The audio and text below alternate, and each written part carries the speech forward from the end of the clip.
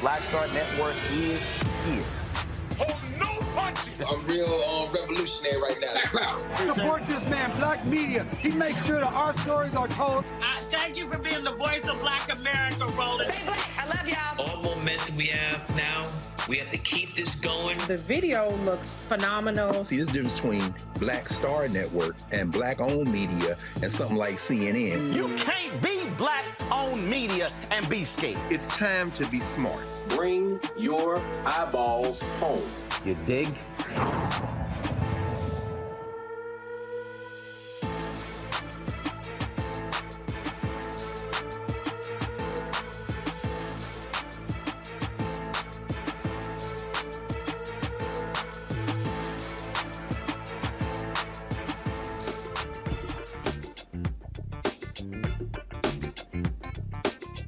Today is Wednesday, November 29, 2023, coming up on Roland Martin Unfiltered, streaming live on the Black Star Network. Georgia lawmakers head to a special session to deliver district maps that do not violate a judge's order by the December 8th deadline. Co-founder of Black Voters Matter, Cliff Albright, will join us to talk about these maps and the impact on the power of Black voters. The president of the American Federation of State, County, and Municipal Employees, Saunders, Alpha Man, will be in the studio to talk about the state of labor unions and also the dramatic gains they have made over the past couple of years. How hard is it to get Black stories told in Hollywood? I'll talk to a filmmaker who says he's facing huge hurdles in creating a film series about the popular Black book series, the Bluford High. That comes, of course, millions of followers, so what's the problem? Supreme Court's decision to gut affirmative action is killing race-based scholarships. 2 Colorado schools are now facing federal complaints. I'll talk to an education expert about how these lawsuits are hindering the advancement of Black students. And also, y'all know I just love when folk get petty. Vice President Kamala Harris threw some serious shade at former Speaker Kevin McCarthy, and that idiot out of Colorado, Lauren Boebert, well, she got taught a really important lesson, y'all, about what happens when you don't have your facts together. It's time to bring the funk on Roland Martin Unfiltered. Streaming live on the Black Star Network. Let's go. He's got it. Whatever the biz, he's on it. Whatever it is, he's got the scoop, the fact, the find. And when it breaks, he's right on time and it's rolling. Best believe he's knowing. Putting it down from sports to news to politics. With entertainment just for kicks, he's rolling. It's on go, roll, y'all. It's Roland Martin, rolling with Roland now. He's funky, he's fresh, he's real, the best, you know he's Roland Martin now.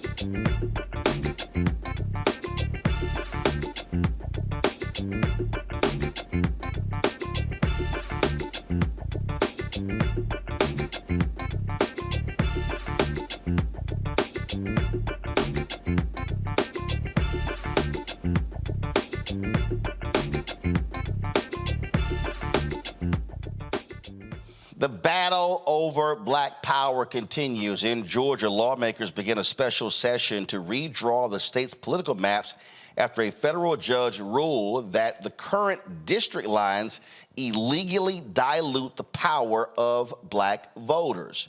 The new maps could affect the balance of power in the state legislature as well as Congress, but Republicans are fighting to hold on to a very narrow U.S. House majority. Georgia lawmakers have until December 8th to approve maps that comply with the Federal Voting Rights Act. In October, U.S. District Court Judge Stephen Jones ordered the Georgia General Assembly to draw an additional majority black congressional district and several majority black state House and Senate seats. Joining me from Atlanta is co-founder of Black Voters Matter, Cliff Albright. Cliff, glad to have you here. So people need to understand that the Supreme Court ruled that they cannot have any role in partisan gerrymandering. Today, in New Hampshire, after Republicans took control of the Supreme Court, they ruled that no courts could have any say in gerrymandering in the state, which means Republicans could do whatever they want as long as they have the power. But this is where Section 2 of the Voting Rights Act is so important, is that by hanging on to a thread because they invalidated Section 4, Section 2 has been used in Georgia, Louisiana, Alabama, other places to protect the rights of African Americans. In the case of Georgia, we're seeing how Republicans were basically diluting black power, not allowing black folks to be able to maximize the power, and these new maps could very well create the additional districts that it could break the supermajority control Republicans have in the legislature in the state, but also impact what happens in D.C.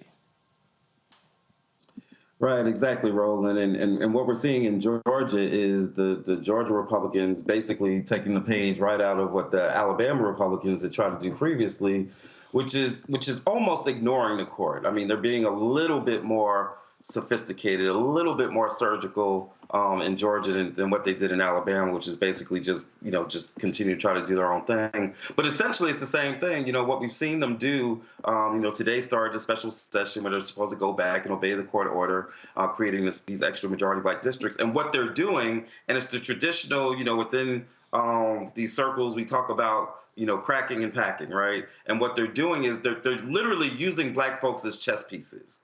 They're literally using black folks as pieces on a board and just kind of shifting and moving it around. So kind of trying to act like they're obeying the court order by saying, oh, okay, we'll get you a couple more districts. But at the same time, literally weakening and further diluting. I mean, they're actually doubling down on the vote dilution. They're further diluting the black vote in some of the other districts. And so we wind up in the same place, still not having the representation that we're supposed to have, still not having the representation that the court ordered.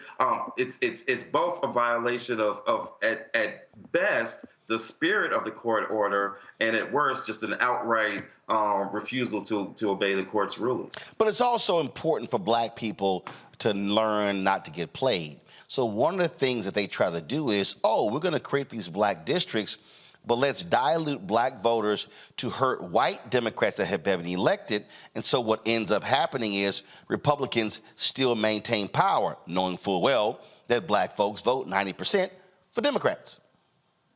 Yeah, exactly. They actually kill two birds with one stone. They maintain their power. And they also create this dynamic, because if this is allowed to stand, what you're sure to have is some amount of jockeying or, dissension amongst the Democratic ranks. White Democrats say, I'm losing power because we had to create these extra districts for black folks. And so, yes, it's a lesson in black folks not being played, and also white folks not falling for the okie doke, white Democrats even not falling for the okie doke. But at the end of the day, it's too early for us to concede this ground, right? We are still in the fight. We had people testifying today at these hearings. We're going to have some more people testifying. We're trying to bring folks up from different parts of the state so that they can testify at these hearings. And at the end of the day, what this points out, it points out several things. But one of the things we got to keep in mind even as we roll into 24, with the second year of this Republican control of Congress, what this reminds us of is we've got to have, you referred to it, the Voting Rights Act has got to be strengthened. We need the John Lewis Voting Rights Advancement Act. We need H.R. 1, which is the Freedom to Vote Act, which deals with other aspects of voter suppression. We need both of those things so that we don't wind up in these situations, and so that if we do wind up in these situations, then we've got a restored and strengthened Voting Rights Act, like you said, Section 2 and more, to be able to deal with this situation. We can't give up on this fight for voting rights just because there's a Congress that we know is hostile to it. We still got to keep that issue on the table and make these demands even in this current Congress. And again, for people out there who are watching and listening, what I need them to understand, when we talk about Black power, we literally are talking about economics. We're talking about the ability to impact legislation. All of those things people keep saying, they're clamoring for. This is what happens. And so the battle in the courts, the battle by lawyers suing is hugely important. But this is also, but the flip side is our turnout is also critical to then maximize the wins in the courtroom. Exactly. Our turnout is important for a couple of reasons. In some cases, it's directly important for some of these judge races. You got all kinds of judge positions all across the country, many of which are actually elected positions. So turnout is important directly for these judges, but our turnout is also important for these positions like the presidency that appoints many of these judges. Let's keep in mind that this Georgia case was decided by a federal judge. This administration, I've had my critiques, around voting rights and some other issues, but let's be clear. This administration has appointed a record number of judges of color, including Black women, including a Supreme Court justice named Ketanji. These are not matters of just, and it's not just that they've appointed Black folks, they've appointed Black folks from different perspectives than the usual. Public defenders, defense attorneys, civil rights attorneys, right? And so who is in this administration, who is in the presidency matters. If the orange man gets to go back and remember 95% of the people he appointed were old white males or young white males, but were white males. These appointments to these courts, to these judge positions matter. They decide on issues like voting rights, like police accountability and immunity, qualified immunity, like affirmative action that you talked about in your intro. Who's in these positions matter. Who we elect to make these appointments matters. That's why that we have got to come out and vote in these elections up and down the ballot. Absolutely. Cliff Albright, man, we surely appreciate it. Keep up the good fight. Thank you, Roland. All right, folks, going to a break. We come back. We'll chat about this with my panel also. We'll talk about so many of the aspects, again, of public policy, how we need to understand the chess pieces that are being moved all across this country, and they are particularly moving Black people on the board to try to negate us as much as possible. You're watching Roland Martin Unfiltered right here on the Black Star Network. Grow your business or career with Grow with Google's wide range of online courses, digital training, and tools. Gain in-demand job skills with flexible online training programs designed to put you on the fast track to jobs in high-growth fields. No experience is necessary. Learn at your own pace. Complete the online certificate program on your own terms. Stand out to employers, get on a path to in-demand jobs, and connect with top employers who are currently hiring. Take one professional career certificate program or all 6. Earn a Google Career Certificate to prepare for a job in a high-growth field like data analytics, project management, UX design, cybersecurity, and more. All professional career certificate programs must be completed by December 31st, 2024. Scan the QR code to complete the application. There are 1,000 scholarships available. Grow with Google and J. Hood and Associates. Be job ready and qualify for in-demand jobs. When you talk about Blackness and what happens in Black culture, we're about covering these things that matter to us, speaking to our issues and concerns. This is a genuine people-powered movement. There's a lot of stuff that we're not getting. You get it, and you spread the word. We wish to plead our own cause too long have others spoken for us. We cannot tell our own story if we can't pay for it. This is about covering us. Invest in black-owned media. Your dollars matter. We don't have to keep asking them to cover our stuff. So please support us in what we do, folks. We want to hit 2,000 people, $50 this month, raise $100,000. We're behind $100,000, so we want to hit that. Y'all money makes this possible. Checks and money orders go to P.O. Box 57196, Washington, D.C. 20037-0196. The Cash App is $RM Unfiltered. PayPal is R Martin Unfiltered. Venmo is RM Unfiltered. Zelle is Roland at RolandSMartin.com. Next on the Black Table with me, Greg Carr, working under the constant threat of violence. Nearly 50 bomb threats over dozens of HBCU campuses. In 2022, we'll talk to our HBCU Master Teacher Roundtable about the stress, the strain, the frustrating lack of answers, and real community-grounded solutions to the threat of violence we face at HBCUs today. Join us for the Black Table, only on the Black Star Network.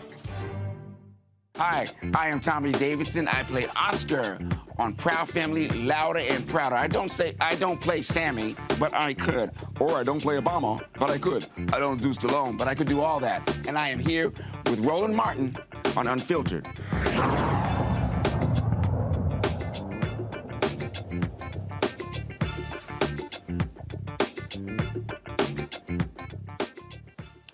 All right, folks, introducing our panel for today. Robert Patillo, host, People, Passion, Politics, News and Talk 1380, WALK out of Atlanta. Rebecca Carruthers, Vice President, Fair Election Center, Washington, D.C. Scott Bolden, attorney, former chair of the National Bar Association and D.C. Chamber of Commerce's Political Action Committee is also out of D.C. Glad to have all three of you here. Robert, I'll start with you. Georgia, again, latest state. We look at Louisiana, Mississippi. We look at Georgia. You got lawsuits happening in Florida as well. So you talk about multiple states here where lawsuits are happening to fight for the interests of black voters. You know, I find it interesting that every single election cycle, Republicans try to convince us that there's no such thing as voter suppression. They're not trying to play around with the votes, and then the courts come back and say the exact opposite. This is why we have to have the right, the Freedom to Vote Act. We have seen the dissecting, the diluting of the Voting Rights Act over the course of the last 2 decades. We've knocked it out section by section, and now we're basically down to Section 2, protecting these districts from being rewritten by these conservative judges and by these conservative legislators. But remember, this is dependent on the federal court and the federal judiciary. Republicans have been packing the federal bench over the course of the last 15 years or so with their justices. We have a 6-3 majority for conservatives on the Supreme Court. We need new legislation to reset that clock, and that has to be the kind of raison d'etre of Democrats in 2024, because regardless of what you do, if you do not have a protected right to vote, all other rights flow from that. If the votes aren't going to be counted correctly, if we're not going to have any integrity in the way that our electoral process happens, where you can use these electoral schemes, as Reverend Jackson calls them, to take away the franchise from individuals, then you end up in a non-representative democracy, which is exactly what they want. And until the Democrats take this seriously and start putting real money in voter education on this issue of voter suppression, messaging to candidates on the state, local, and national level on voter suppression, taking this out of those weeds of only being something that black folks and civil rights people care about, this being a quote-unquote black issue, they're going to find themselves missing a few million votes on Election Day. It's time for them to take some serious steps towards putting money behind this and ensuring that we're fighting against voter suppression on the state, local, and national level. It has to be done this election cycle. Next time will be too late. You know, I'm really cracking up, Rebecca, at Republicans and the games that they play. Go to my iPad. So the Republicans are responding to a voter suppression lawsuit. And I love this here. They go, despite laws, over the last decade, Georgia has seen an unprecedented surge in individuals and organizations seeking to accost voters waiting in the polling line. It started with organizations setting up tables within the 150-foot buffer zone, claiming they were nonpartisan or conducting research. Then they say, which led to Georgia to ban that practice within the polling place and polling line zones. Oh, I love this one. Then groups began to realize that the best way to approach voters as they waited in line was to provide the voters with small items like food, water bottles, or ponchos. Well, let's see. If Republicans were not shutting down voting locations, you wouldn't have the long-ass lines, Rebecca. So there'll be no need for food and water because you wouldn't be waiting 2, 3, 4 hours to vote. Or rolling waiting 9, 10, 11, 12 hours to vote. That's what we've seen in Georgia. No group, no nonprofit, no political party, no community group actually wants to have to set up and give food and water and basic necessities for folks trying to vote, especially when they could go out to the suburbs and it takes 5 minutes or less for those people to vote in the same election on the same day. This is about resources. You know, as we go into 2024, not only is Section 5 of the VRA not in effect, Section 5, Section 4, Section 3. Now we have even Section 2 looking at the 8th Circuit, which is Nebraska, it's Arkansas, it's Missouri, it's North Dakota, it's South Dakota, it's Iowa, it's Minnesota. So there are Native American groups who are actively suing in federal court because their rights are being denied. And now the 8th Circuit is saying that they can no longer, now the 8th Circuit is saying that they can no longer seek a private right of action to seek, relief in North Dakota and South Dakota. We have Black voters in Nebraska. We have Black voters in CBC districts in Missouri. That's now going into election without proper protections. So just like I've done on this show before, hey, Chuck Schumer, if Democrats are in the majority on January 2025 in the Senate, I need you to negotiate in that rules package that when it comes to closure rules, meaning in order to end debate on a particular subject or topic on a piece of legislation that's on the floor, I need you to allow for a simple majority on voting rights packages so we can make sure that the John Lewis Voting Rights Advancement Act gets passed in the next Congress. You know, Scott, it is, when I listen to a bunch of these yahoos out here and these people talk, if I hear another damn rapper trying to have a conversation about public policy and they know what the hell they're talking about, I'm probably cuss somebody out. And what I keep trying to explain to people is called big picture, long term. Big picture, long term. If you're able to control the White House and you're able to control the U.S. Senate, then you keep getting to appoint and confirm federal judges. That means when these voting rights cases come up, when you have these death penalty appeals cases that come up, when you have many other cases, you stand a better chance of getting favorable judges. That matters. Trump appointed 234 federal judges. Biden has appointed 150 federal judges. 50 of those are African American. You could say between now and election year next year, there probably will be another 25 to 50 federal judges, so he'll be up to 200. You win a second term, you're going to probably get another 200 plus judges. That means that's 400 judges in 8 years. There are only around 900 active federal judges. So that means you damn near appointed half of them. And so for the people out there yelling and screaming, saying they're going to sit the election out, understand what that means. All of these things are connected. Who hears cases has a direct role in how these judicial decisions are coming down. Scott. Scott, you on mute? Yeah. See, you can't trust these Capitals at all. Here we go. You got that alpha shit on. Don't hate. It's confusing. It's confusing. It's not confusing. You know Alpha's your daddy. Plus, Founders Day is on Monday. No damn Alpha. He was an independent. Anyway. Run your mouth. Run your mouth. The point is, you're right, those 400 judges. And if you look at since 2015 or 16, when Trump was elected, the federal judiciary, while he appointed 200 or more, the federal judiciary has been pretty strong for us in regard to these Voting Rights Act cases. Supreme Court certainly hasn't been, but they have.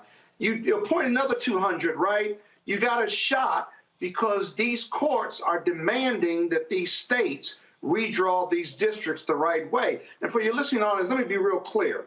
Adding black people, making a black majority when you have a lot of black people in one jurisdiction and adding more isn't expanding the voter pool or isn't creating new districts. The Supreme Court and many of the circuit courts have said that. You have to create black districts where black people live versus shifting them to create already black districts. It makes absolutely no sense. So, for example, in Georgia, there are 9 Republican House of Representatives there that are Republican. There are 5 that are Democrat. Well, Steve Jones, Judge Jones said, well, you got to create at least 2 or 3 more. So you can't move black people from one of those 5 Democratic jurisdictions and put more people in there. You have to create 3 more that are going to be black and presumably Democratic.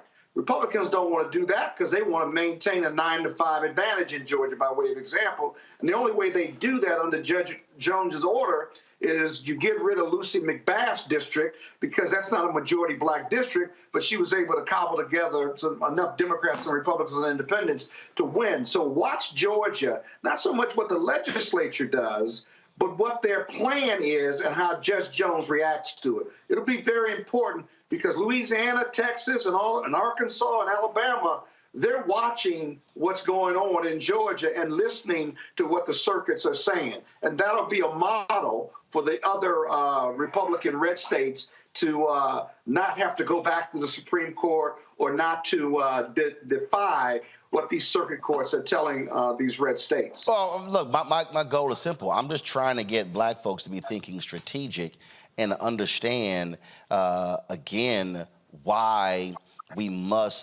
can't sit these elections out. I said earlier, look, if the Supreme Court has already decided, hey, we have no role in partisan gerrymandering. Well, if conservatives still control state Supreme Courts, then they're going to be able to keep doing that. That's why what's happening in Wisconsin is so critical. That's why Republicans now have a 5-2 majority of the North Carolina Supreme Court, and so now the Republicans and the legislature can do whatever the hell they want to because they have a veto-proof majority there. So it doesn't matter if you have a Democratic governor in Roy Cooper.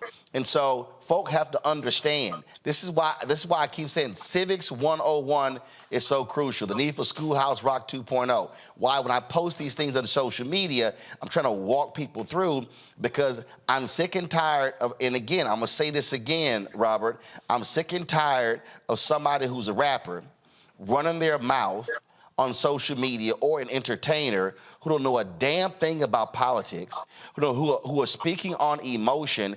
And I get people saying, like, I had some fool today go, oh man, our pockets were full when Trump was president. Whose pockets? Oh, I'm like, what the hell are you talking about? And I'm sitting here and they begin to walk these folks through, and I'm like, how do you think that happened? How do you think stimulus bills got passed? How do you think PPP got passed? Democrats control the House.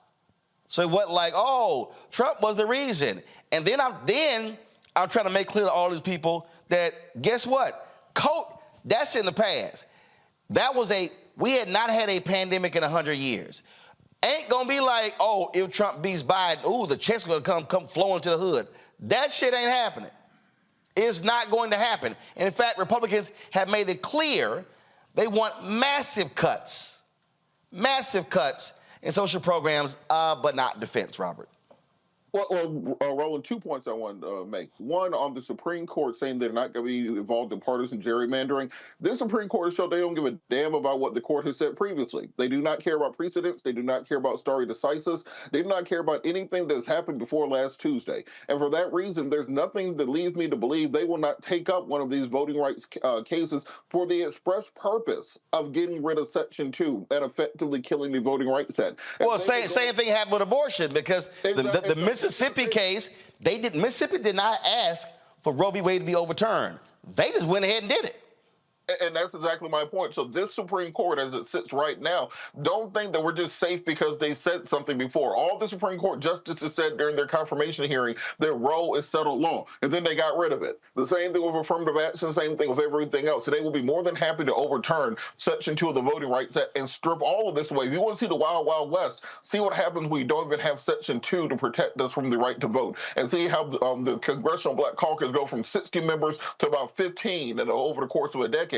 And secondarily, on your point about educating the younger generation, we have to understand, we got to, instead of talking down to them, we got to bring them into the fold. We got to have the conversation to them. Instead of just telling them that they're wrong, we need to invite them over, have forums with them, to have discussions with them, to explain to them the differences between the political parties, because the inside baseball people have a hard time talking to the outside baseball people often. And this is where you get people like Sexy Red, who may or may not, understand politics the most. She don't. People in the trip. Well, hey, look. Well, if she doesn't, we need to. No, actually don't. And talk to her and help her to understand. And she's not sexy. Things better. I'm not talking about a young pregnant lady. I'm hoping she has the best for her and her child, and hope her career is prosperous.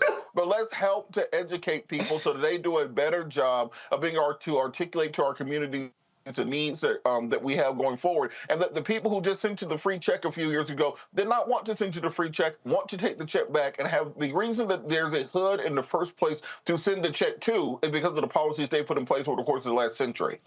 I am not going to allow stuck-on stupid people to keep lying. We're going to keep telling the truth, keep putting it out there, and I'm going to keep busting these people like I did that Trump-loving brother from Rhode Island who went on Fox News and repeated his lies. And you know Lawrence B. Jones, that boy ain't the brightest bulb in a dark room. He didn't push back on nothing because they don't mind the folks lying. So we simply not going to allow the lies to move forward. All right, hold tight 1 second. We come back, we're going to talk about how successful unions have been in 2023. Election is 1 year out, and how people are now going, you know what? Them unions ain't bad. It's a complete reversal than what we've experienced really over the past 30 plus years, 30 to 40 years in American politics. Also, Vice President Kamala Harris threw some shade at former Speaker of the House, Kevin McCarthy. I'm here for all of it, and I can't wait to show it. And then also, Lauren Boebert, one of the dumbest people in the history of Congress, she got embarrassed again on television. And speaking of embarrassing, I've got something for Scott and his Kappas. I can't wait. You're watching Roland Martin Unfiltered on the Black Star Network. Be sure to support our Brina Funk fan club. Your dollars are critically important for us to do what we do. I told y'all, we out here fighting a good fight with these advertisers. But in many, I told you, they're spending 0.5 to 1% of an annual $322 billion with black-owned media.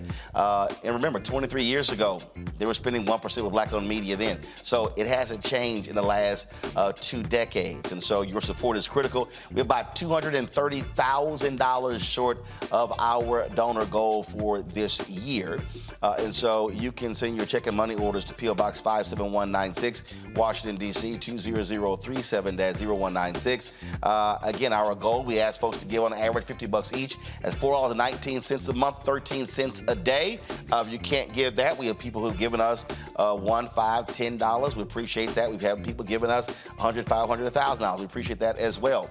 But again, your support is critical. There's a lot of things that we have planned in 2024, trying to go across this country, the things that Robert talked about, having those conversations, those town hall discussions in different places. And so please help us do so.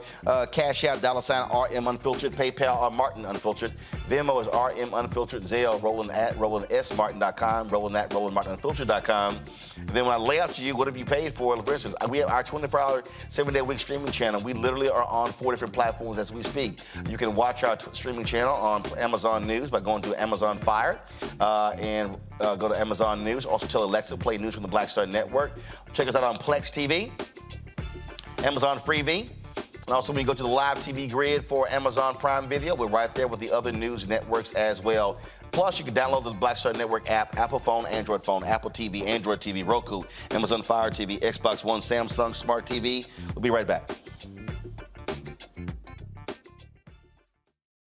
hatred on the streets. A horrific scene, a white nationalist rally that descended into deadly violence. White people are losing their damn minds.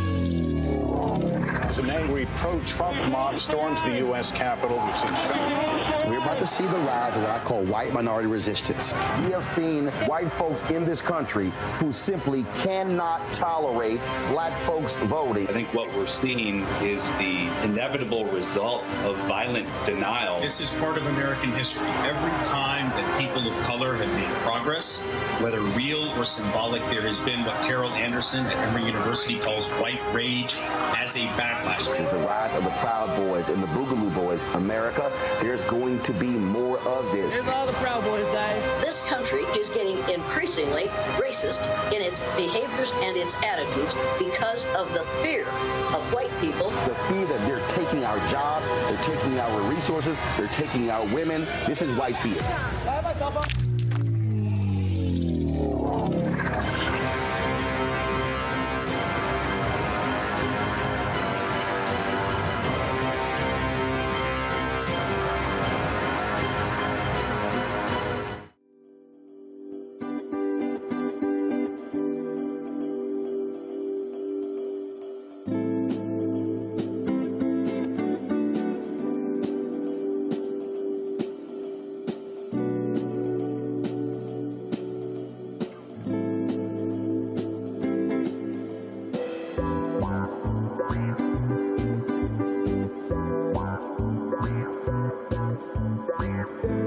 I'm Dee Barnes, and this week on The Frequency, we talk about school to prison pipeline, book bans, and representing for women's rights. The group Moms Rising handles all of this. So join me in this conversation with my guest, Monifa Bendelli. This is white backlash. This is white fear that happens every time Black people in the United States help to walk the United States forward towards what is written on the paper. Right here on The Frequency on the Black Star Network.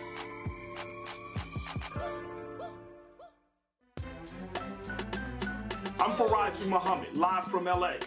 And this is The Culture. The Culture is a two-way conversation. You and me. We talk about the stories, politics, the good, the bad, and the downright ugly. So join our community every day at 3 p.m. Eastern and let your voice be heard. Hey, we're all in this together. So let's talk about it and see what kind of trouble we can get into. It's The Culture, weekdays at 3, only on the Black Star Network.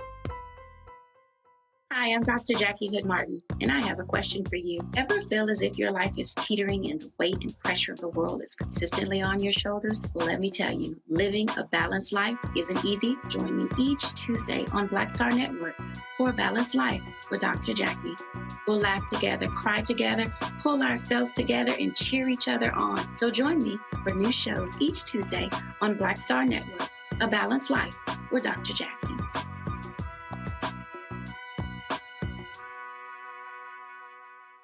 Hi, I'm Jo Marie Payton, voice of Sugar Mama on Disney's Louder and Prouder Disney Plus, and I'm with Roland Martin on Unfiltered.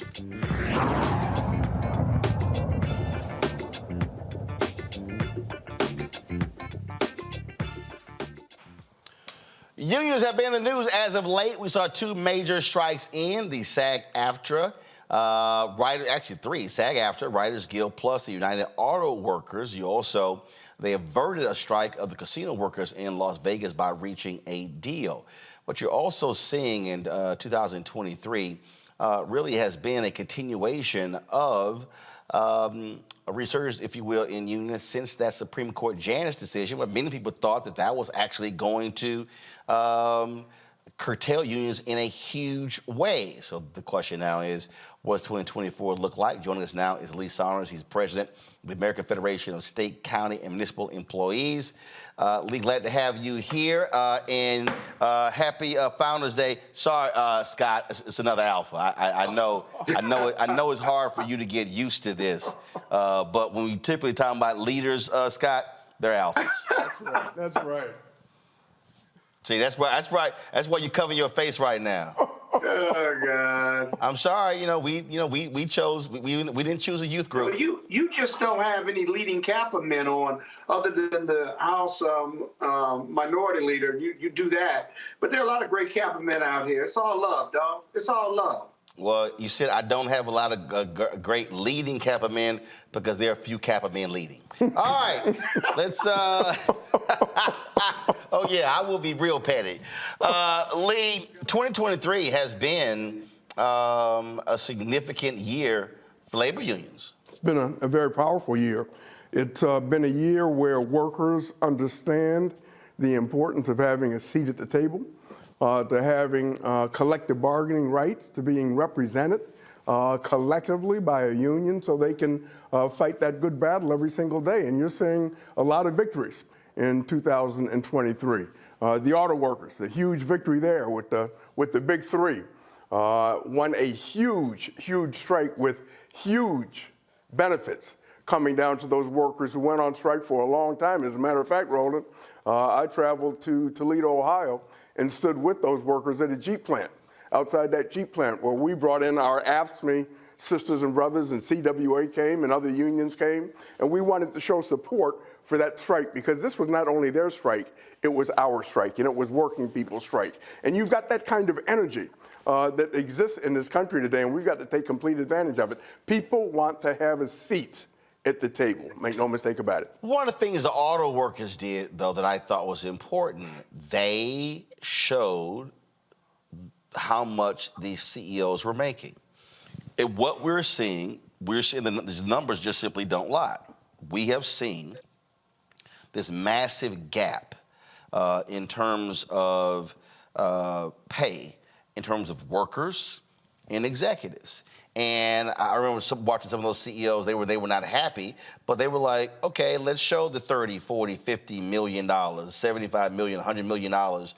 Then when you see these people, there was an Australian, we showed it on here, there was some dude in Australia who was complaining that workers have too much power. And he was saying we needed unemployment to go up by 5 points, whatever, because workers were making too many demands. We saw the same thing happening here in this country when inflation was high. People like Larry Summers and others who were saying, oh, we need to have higher unemployment, which to me was the dumbest thing in the world, because they were mad that people were saying, I'm not getting paid enough money. Well, let me just throw out a couple of facts, okay? The average CEO makes 350 times more in this country than the average worker. Which was not the case in the early 70s. In the 60s, it was 26 times. 26 times the average worker versus 350 times right now in this country. Workers are pissed off, and they're angry, and they're mad. And they understand the importance of having that collective voice, and they're standing up. And they're saying enough is enough. And if we've got to take it out on strike, that's exactly what we're going to do. You saw it with the UAW. You saw it with Kaiser, the Kaiser workers, the hospital chain. You saw it with the actors. You saw it with the Screen Guild. You saw it with so many workers across the country, teachers in Portland, Oregon. People are saying enough is enough. This is not a fair system, and we've got to make our voices heard to fight back like never before, and that's exactly what's happening, and you're going to see that momentum continue in days and years down the road. I think one of the things that, again, and those of us who are old enough to understand, when you talk about Reagan comes in, and then, you had this firing the air traffic controllers, this whole targeting of demonizing union workers, using examples, this person barely working, getting paid. And people bought into this idea of, that's what's hindering us from being able to be rich as well. Then all of a sudden, they start seeing people making more demands on work more with less. But you're going to get paid less while these executives are getting paid more. This is from, go to my iPad, this is from Gallup. This is a poll that Gallup did. And it said that 67% of Americans now approve of labor unions. Y'all have not seen those numbers in a long time, probably before I was even born. I mean, that's how much we've seen things change. Go back to the iPad, folks, and what you see here. In 2018, in perceptions that unions in the country will become stronger in the future than they are today, a third of Americans, 34%, believe this today, compared with 19% 5 years ago. And then, and so it shows right here, folks, you see the chart right here from the 1940s present day. So it went up to 71%, it dipped to 67%, but the last time it was in the 70s were between 1940 and 1965. That just shows you that workers are ready to have that voice. They're ready to organize. They are searching for unions so they can have that voice and that seat at the table. I'm going to give you another statistic that is extremely important. 88% of young people believe that unions are absolutely necessary in the economy of today. And they are leading the way in many cases with these organizing campaigns that we've got going on. And it's just not about the strikes that are taking place and the victories that we've had at the bargaining table, but it's the fact that there is growth within the union movement now. People are organizing. They want to be a part of the union. Our union, the American Federation of State, County, and Municipal Employees, we've had successful organizing campaigns in Nevada. We just organized 3,000 workers in New Orleans. We are organizing in the cultural sector, which means museums and art museums and zoos and libraries. We're having huge victories in those areas. Unions within the AFL-CIO and outside of the AFL-CIO are experiencing growth because people want to be a part of something that's bigger than themselves. Is it also because, we discussed this before, is it also because after that Supreme Court decision in that Janus case, which was Janus versus AFSCME, unions stopped being lazy. I mean, they had to work. I mean, they had to go out and make the case and explain to people, because when you've been demonized for so long, the word labor unions essentially became a cuss word in a whole lot of places. Folk had to go, as you said before, go back to basics and explain to people what they do. Yeah, we had to do it within my own union, and other unions did the same thing. You know, the easiest thing that we can do, but sometimes it's very hard, is to hit the ground, knock on those doors, meet those workers at the work sites, sit down, and not only just talk to them, but listen to what they've got to say. And then we can talk about the union advantage of being a part of a union and how that improves workers' lives all over the country. We did that. We had 1 million individual conversations, face-to-face conversations with our members and potential members after the Janus case to continue to grow our union and to make that kind of connection. And other unions have done the same kind of thing. It's about connecting with people. And once you connect with folks and you listen to what their issues are, and what they believe in and what they don't believe in, then you can craft a message around that. But they get the point, and they understand the importance of having that collective voice, and that's what we've got to continue to do in the future. And that decision came now October 2017. Guys, go to my iPad, you'll see that was a Supreme Court decision right there. You have, obviously, you have the election that's coming up next year. And again, I spend lots of time trying to explain to people how you have to connect the dots. And the reality is there's a direct correlation between support for unions and also who's in power. Historically, Republicans are against unions, except if you're the trade folks. But again, and that's always been, so especially you see that in Ohio, in terms of how the game is played. In the past, how they've sort of gone after the Teamsters, but then also made other decisions. You saw President Joe Biden go down to Michigan, stand with the auto workers as well.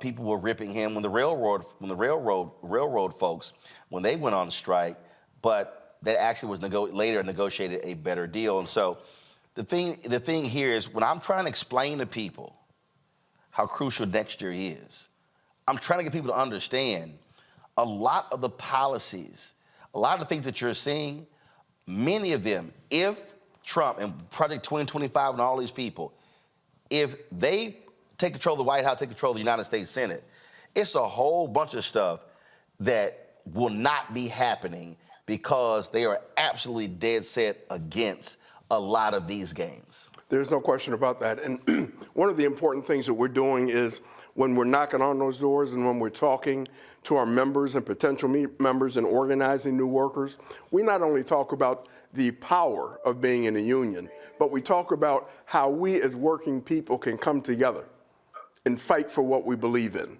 And the only way that you do that is through the political process. And we've just got to really press on that. And it can't be 2 months, and you and I have talked about this, it can't be 2 months out of the year and then we disappear.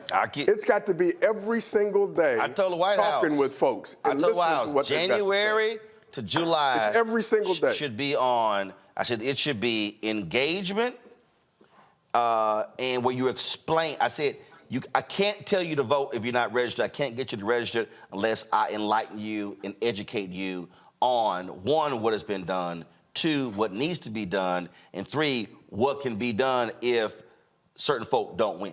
And you're exactly right. And one of the things that we must do to win and continue to win, we've got to talk about the victories that we've had, whether it was a relief plan, which moved billions of dollars into local communities across the country, which provided jobs, especially for our members, provided wage increases when we were sitting at the table, the infrastructure bill.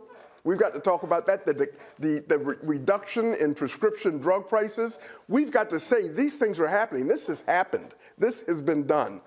But we can't make the mistake of saying, so, okay, we did a good job, because the job ain't over, man. Right. I mean, we've got to continue. We've got a lot of work to do. And when you approach it in that manner, saying, we've been able to do good things, and we've organized and mobilized and educated our communities, but guess what? We've still got a long way to go. But you've got to stick with us in order to take it to that next level.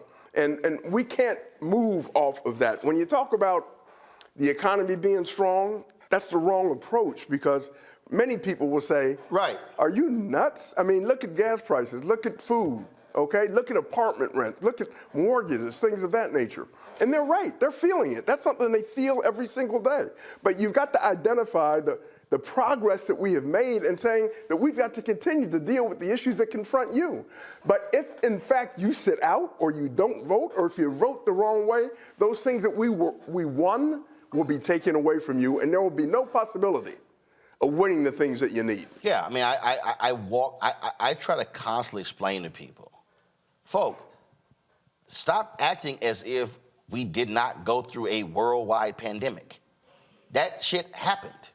Coming out of that, it ain't like it's, all right, we're good, no more shots, take the mask off, everything go back. No. So the supply chain, we also, again, when you talk about, when we start talking about, what happened and how folks were price gouging, things along those lines. I've said this, Biden, Democrats should be hitting that thing constantly. Robert Rice posted this here, go to my iPad. Reminder, corporations can get away with price gouging because they face little competition. If markets were competitive, companies will keep their prices down. Earlier he had tweeted something that, again, I think that, and it's hard for people who don't understand this, but I tell them all the time, you have to understand it. And that is, when you look at what happened, inflation went up 7% but here's right here. This is what he posted. Inflation rose 14% between July 2020 and July 2022, but corporate profits rose 75% over those 2 years, 5 times as fast as inflation. Connect the dots. That's all you've got to do is connect the dots. So when you complain today about food prices, housing prices, gas prices, connect the dots. And when you do that, people get it, and you'll see them. They'll start shaking their heads. But you've got to have that conversation with them, because there's a lot of confusion. Right. And there's a lot of anger still out there because people are still hurting. But you've got to talk about the successes that we've had and the challenges that we face and how we deal with those challenges in a constructive way. Before we going out to break, we talked about that UAW battle. They're not done, and so they made it clear what they actually want to get more in terms of those record profits. Going to a break. This is one of the videos from UAW. Come back, panel. You got questions for Lee, so we'll have y'all in just a second. I'll be right back. When I play. So this is what UAW put out about 3 hours ago. You're watching Roland Martin Unfiltered, the Black Star. If you're an auto worker in this country, it's time to stand up. Everywhere you look in the auto industry, corporate profits are soaring and workers' wages are falling behind. We've shown the world that this industry is harming workers and consumers to the benefit of company executives and the rich. And it's time that the working class did something about it. But it's not just the big three. It's across the auto industry. CEOs are raking in billions while auto workers' real wages are falling. Car prices are through the roof, but workers can't afford to buy the vehicles they make. Wall Street is making a killing, but our communities are being left behind. Tesla is set to announce their third quarter results, but that they still aim to keep annual target deliveries of 1.8 million vehicles for the full year. Rivian boosting its full year production. The company also second quarter revenue coming in better than the street was looking for. But what about the other automakers? Let's talk about Toyota, Honda, Hyundai, Nissan, Subaru, and Mazda. The Japanese and Korean six made nearly twice as much as the big three in the past decade. A whopping $470 billion in profits, $500 billion, with over 40% of their revenue coming from their North American operations. Don't auto workers at Toyota, Honda, Hyundai, Nissan, Subaru, and Mazda deserve a record cut of those record profits? And how about the German three, Volkswagen, BMW, and Mercedes? They've made almost the same as the Japanese and Korean companies, $460 billion in the past 10 years. Do Volkswagen, BMW, and Mercedes workers not deserve their fair share of this booming auto industry? Big three auto workers at Ford, General Motors, and Stellantis just won big raises, more job security, and cost of living adjustments for one simple reason: they're organized. Without a deal, automakers went on strike at midnight. With targeted strikes at 3 facilities, a Ford plant in Michigan, a GM plant in Missouri, and an Ohio plant for Chrysler owner Stellantis. The UAW was underestimated the whole way because when the game was over, it was just a real beatdown. The workers win. So all the auto workers out there working without the benefits of a union, now it's your turn. Since we began our stand-up strike, the response from auto workers at non-union companies has been overwhelming. Workers across the country, from the West to the Midwest, and especially in the South, are reaching out to join our movement and to join the UAW. So go to uaw.org/join. The money is there, the time is right, and the answer is simple. You don't have to live paycheck to paycheck. You don't have to worry about how you're going to pay your rent or feed your family while the company makes billions. A better life is out there. It starts with you, UAW.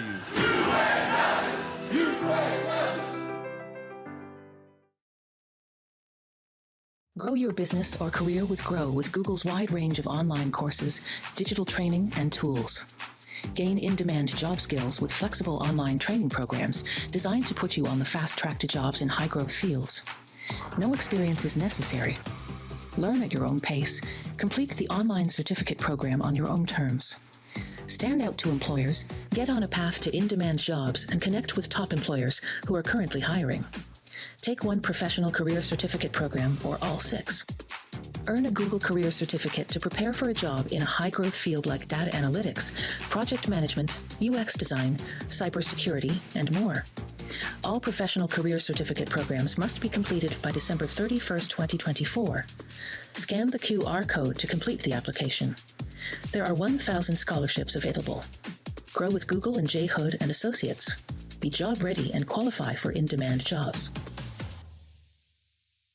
On the next Get Wealthy with me, Deborah Owens, Have you ever had $1 million idea and wondered how to bring it to life? Well, it's all about turning problems into opportunities. On our next Get Wealthy, you'll learn of a woman who identified the overload bag syndrome, and now she's taking that money to the bank through global sales in major department stores. And I was just struggling with 2 or 3 bags on the train. And I looked around on the train and I said, you know what? There are a lot of women that are carrying two or 3 bags. That's right here on Get Wealthy, only on Black Star Network. My name is Lena Charles, and I'm from Opelousas, Louisiana. Yes, that is Zydeco capital of the world. My name is Margaret Chappelle. I'm from Dallas, Texas, representing the Urban Trivia Game. It's me, Sherry Shepard, and you know what you watch. Roland Martin on Unfiltered.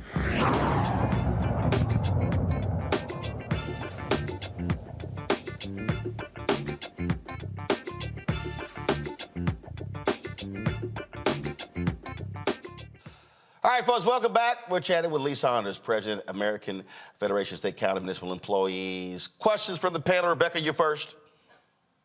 Hey, Lee, thank you so much for being on the show tonight. I have very fond and warm memories about growing up in a union household. My dad was a Teamster, and I oftentimes remember some of the holiday parties where they would let all the kids show up, say hi to Santa, and pick out a toy. The reason why I bring that up is that union jobs are good middle-class jobs. And one thing that I've noticed, there are certain sectors that are racially diverse, but then there are other certain union sectors, like some of the building trades, that's still largely white male. What are unions collectively doing to make sure that they have diverse members within their unions, diverse people actually getting these good, stable, middle-class jobs?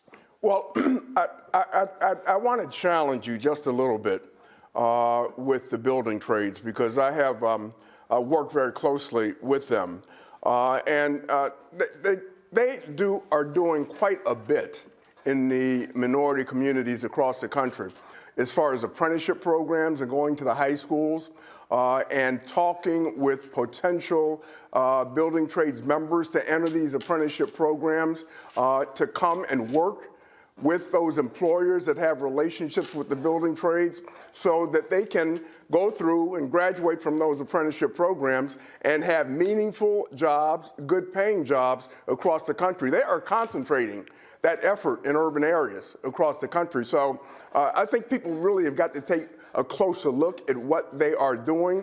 I would not disagree with you that in the past there were problems with the building trades, but they are really breaking that mold right now, and they're trying to do the right thing as far as bringing in minority applicants through the apprenticeship program so they can be a part of the building trades union. Well, I've been getting them for a long time, and because what I've been saying is there was an over-reliance on apprenticeship programs, and I kept saying, but there's people right now who are already skilled. So it's sort of like when we deal with corporate America, the folks want to come to us, they want to talk about internships. I'm like, no. I say, I get internships, but there's skilled people right now who need to be hired as well.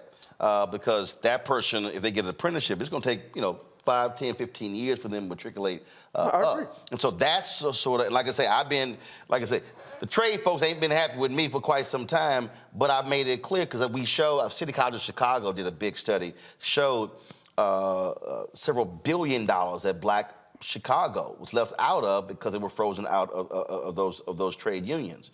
But I think to Rebecca's point, what has to happen is again, as our workforce is getting more diversified, by 2039, we're only talking about 16 years. The majority of the workforce in America is going to be Black and brown. It's doing that work, yeah. So and those are again those are just critical, and so they have been pushed, and they should continue to be pushed. Heat, but I mean, you also got to give credit where credit is due, as far as them trying to make the necessary changes and recognizing that they've had issues that they've got to deal with. All unions, and I'll speak about my union as far as organizing, and we organize mostly in the public service, in state government, nonprofit, some privates that provide public services. But Roland is right. The the potential job market and the future growth within the job market is going to come from people of color. And so we've got to concentrate on attracting them in ways in which we say that it's important for you to have a seat at the table. And they get it. Let me tell you, they understand it. And so you have unions organizing like never before. And I come from a background such as yours. My dad was a bus driver in the city of Cleveland. He was a proud member of the Amalgamated Transit Union. My mom was a community organizer, and then she became a union member when she went back to school with with Association of University Women, and she became a union member there. That is the way in Cleveland, Ohio, where I was from, where the black middle class was able to flourish in those times. And you think about it back in those days in the 1950s and 1960s. I guess I'm kind of telling you what my age is, but that's when I was growing up. If you were living in Ohio and you had a lot of black migration from the South to the Midwest and to the North, the good jobs that a lot of black families had, it was either in the post office, it was driving the bus like my dad did, it was the UAW working at the plants, the many plants that were in Ohio, in northeastern Ohio and northwestern Ohio. It was steel and rubber. Those were good paying jobs, and they were hiring black families and black people to perform those jobs. And that's the way that we were able to grow the middle class in that state. And it's not different than what happened in Michigan or in Indiana or other states across the country. And what we've got right now is we've got to, because of the victories that we've had, and the activism that is being shown by workers wanting to be a part of the union because they understand that that will benefit them in a way of having better wages, higher benefits, better pensions, better health insurance, having safety on the job. We've got to communicate that with them, the existing unions and our members, and using our members to talk to them about the importance of joining something bigger. And that's why you have the level of excitement that's existing right now across the country, because people see that if you do that, then you can win. That you can win this battle and you can turn the tide and you can have that seat at the table and you can receive fair wages and benefits. And that's what we've got to promote across the country. And we will be promoting it in communities of color as well, because that essentially, if you look forward, that's where the jobs are going to be going to people of color. I mean, that's just the nature of the population of this country right now. So we've got to adjust to it. Robert? Thank you so much for that answer. And similar to Rebecca, I kind of cut my teeth in civil rights, starting with union organizing. I was organizing for the Student Labor Week of Action back in college, organized campus workers petitioning for better conditions and wages. We led organizing drives throughout the South over the course of many years. And one of the consistent issues that I've heard from rank and file union members is that when you there's a schism between the workforce at the bottom, the black and brown laborers. I used to organize for Unite Here, for example, versus the leadership of many unions. So when you get to the level into D.C. and the communications director, the director of public policy, the director of strategic planning, the legislative affairs directors, et cetera, on to the C-level of unions, you see very few black and brown faces. What is being done to help create a causeway by which young organizers, people who have put the blood, sweat, and tears in, and have also gotten the educational background, have also gotten the work experience, are able to break through and actually be part of union leadership, so the leadership actually matches the membership? Well, I will say this, and I'll look at my own union and I look at other unions. There are more African-American presidents of major unions in this country than there have ever been. And major unions, my union represents 1.4 million members across the country. So I bring that perspective to my job, and the perspective that you were talking about, where I have a responsibility. And the other folks who are presidents, people of color, have a responsibility to help our communities and to provide those kinds of opportunities so somebody can take my place or somebody can take somebody else's place. And we can continue to grow the involvement of people of color through every level of our unions. I've got a very diverse workforce. I mean, and we've got a diverse membership. Within AFSCME, we have, I guess, 60% white. It's 20% African American, 20% Latino, Hispanic. I mean, and those are just, general figures. But we've got to reflect who we represent as well. And we've got to pay attention to the fact that it's not business as usual. And we've got to pay particular attention to promoting and bringing in people who look like the workforce, who will look like the future workforce. And that's a responsibility that all of us have. Scott? Hey, Scott Bolden here. I think the greatest argument any of the unions have had this year is the inequities between corporate compensation by CEOs, looking out for shareholders, that 357 times more than what the average worker makes. That's a huge disparity. And my question is, I saw where some of the auto manufacturers were saying this is going to cost us $9 billion more, and the cost of a car is going to increase by $557. Well, okay, but there are other ways to make up those costs without passing it on to the consumer or without doing cost reductions or work reductions in the factories. And so I see this, the union success as the beginning, not the end. That you got to stay focused on these companies so that the consumer and your workers are still protected. Any thoughts along those lines? I agree with you 100%. I mean, when people say, uh-oh, they just got this huge settlement, that means car prices are going to go through the roof. They're essentially blaming the worker for something that the corporations have really developed. And they developed it into a science, and they have accelerated the amount of money that they're making, meaning the top CEOs in these companies, to an amount that was never heard of before. And we've got to start questioning that rather than saying workers deserve a piece of the pie. And we've got to fight for that piece of the pie. We've got to turn that argument to say, how much is enough for these greedy CEOs? And then not provide the necessary wages and benefits to their workers who are making the product. Well, the greedy CEO that are providing the services. And then the billions in stock buybacks. I'm sorry? Then the billions in stock buybacks, which are going to go to the investors and not to the workers. So we've got to put this in perspective.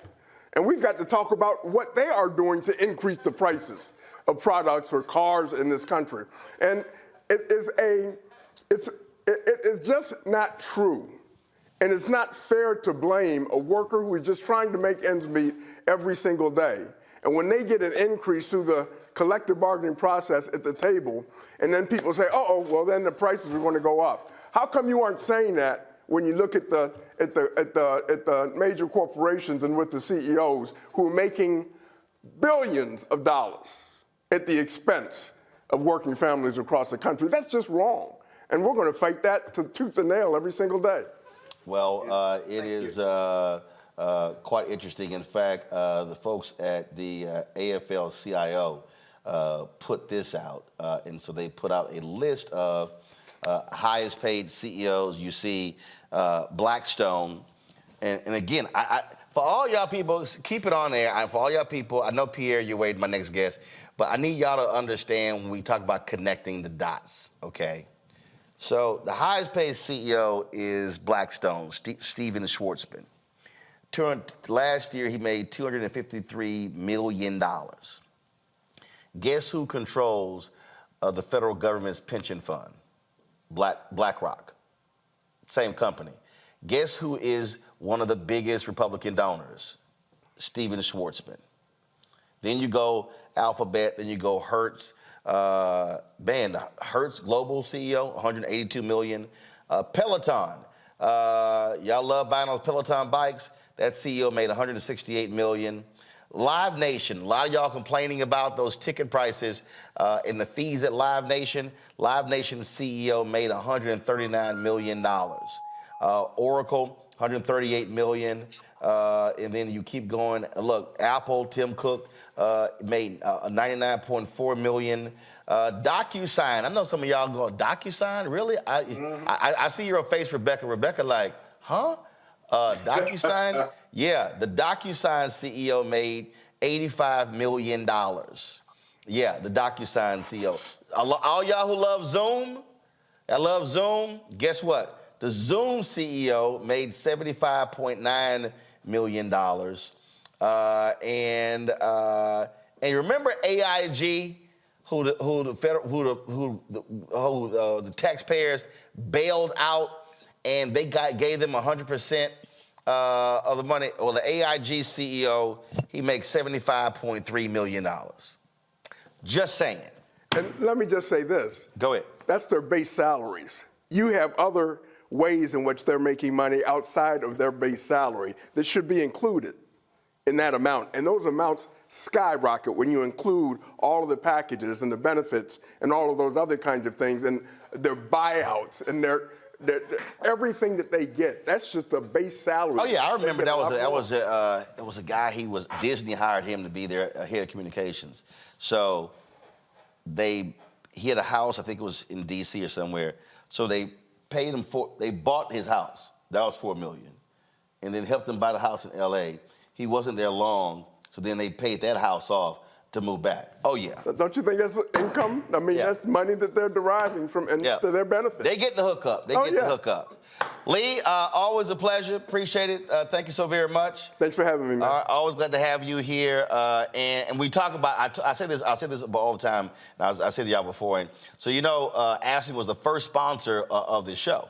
And that was when we launched in September 2018. And so we certainly appreciate that. So things look a little different, Lee, since we first started. Oh, no, you've done great, man. And we appreciate everything you're doing every single day. I appreciate it. Again, happy Founders Day. Scott, you can't do this. Happy Founders Day. All right. You can't do this, Scott. Right. Scott, you can't do this.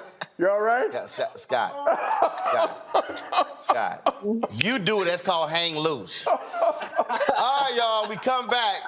How can this highly successful series of books with black characters, 12 million copies in circulation, so why is Hollywood afraid to do a series on this book? We'll talk about it next. Also, a lot of shade from Vice President Kamala Harris to Kevin McCarthy. And Elon Musk spoke at a conference today, and I can't wait till I show y'all what he said to the advertisers who have problems with his anti-Semitic posts. Here's some choice words for them. Well, my message to those advertisers, why don't y'all come support black-owned media since he told y'all to F off?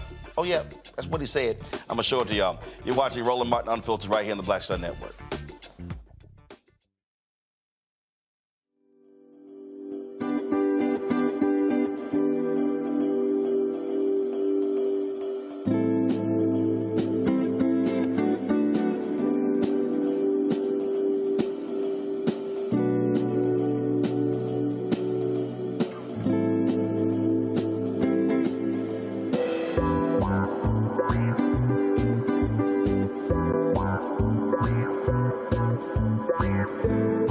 I'm Dee Barnes, and this week on The Frequency, we talk about school to prison pipeline, book bans, and representing for women's rights. The group Moms Rising handles all of this. So join me in this conversation with my guest, Monifa Bandelli. This is white backlash. This is white fear that happens every time Black people in the United States help to walk the United States forward towards what is written on the paper. Right here on The Frequency on the Black Star Network.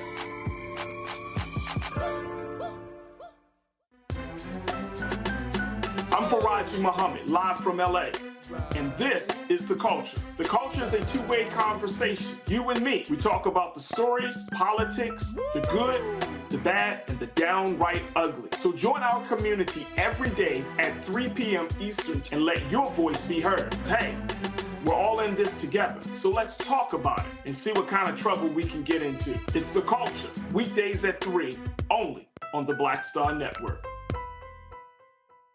Hi, I'm Dr. Jackie Hood Martin, and I have a question for you. Ever feel as if your life is teetering and the weight and pressure of the world is consistently on your shoulders? Well, let me tell you, living a balanced life isn't easy. Join me each Tuesday on Black Star Network for A Balanced Life with Dr. Jackie. We'll laugh together, cry together, pull ourselves together, and cheer each other on. So join me for new shows each Tuesday on Black Star Network, A Balanced Life with Dr. Jackie.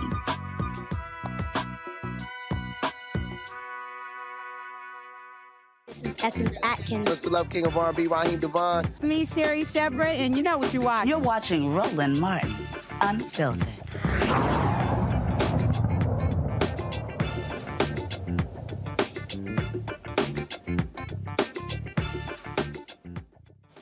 Folks, you would think that a book series that has sold nearly 12 million copies would be an easy sell to Hollywood to produce film docuseries. Well, it's already a built-in audience when you move that many copies. Well, apparently that's not so for the famous black book series Bluford High.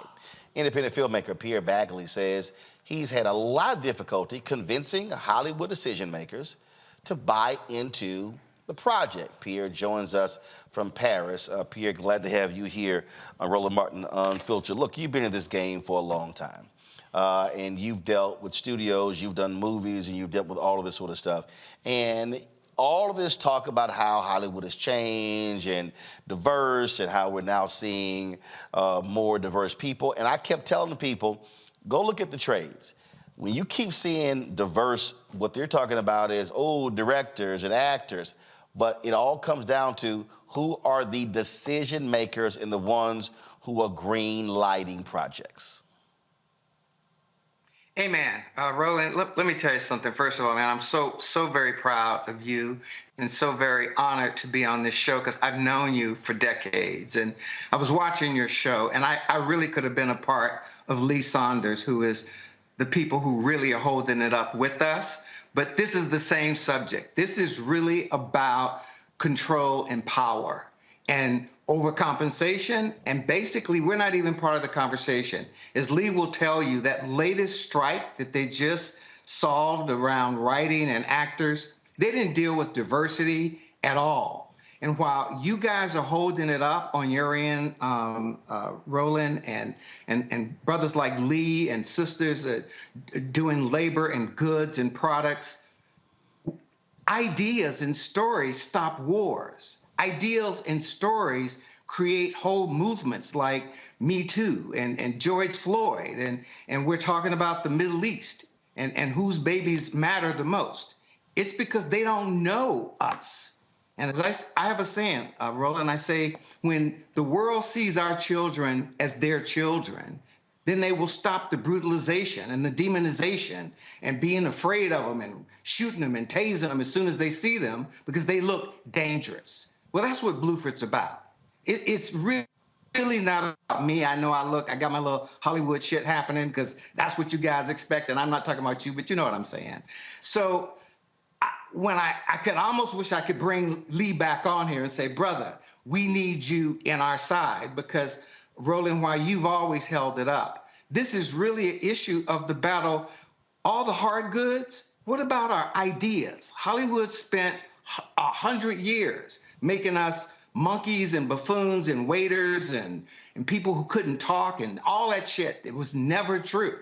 And they never spent 1 second trying to rehabilitate us so that we could have like, for example, Roseanne, just a middle-class trailer park family. But you know what? They had love. They cared about their children. They were trying to make dinner. Well, that's what we do, too. That's what Bluford's about. It's about people coming up. They love their families. They love their mom, their dads, their children. They're doing the best they can, driving buses, whatever they got to do. There's no single parent who will say, I won't do anything for my children. But yet, those stories, man, we're invisible. And I frankly am in France because I just got tired of it. It's why Baldwin and Simone and Baker came here, because you're leaning in this effing hurricane every day over this same issue. And by the way, this is a 5-year struggle. this didn't just start. I'm not complaining. We've done everything Hollywood asked us to do. We brought in A-list showrunners that were not of color. We brought in, Academy Award-winning producers, and David Dinnerstein, who is a really proud partner and brother who's Jewish, who worked with me on my last film, but he won an Academy Award for Summer of Soul that Questlove directed. We can't even get a phone call return, man. I'm not talking about we need money or we just want them to take us seriously. And I know I'm going crazy because, frankly, this whole thing is about a battle of we don't have any control over our narrative. The thing that matters the most is what you're doing, Roland, except the fiction part, right? We want to be astronauts. I'm sorry, go ahead, brother. I'll give a perfect example. So Deborah Denard, she's in our chat. She says, middle school students love these books. The Bluford series are the books the kids steal from us. Amen. This is one of the most stolen books that never gets returned to libraries.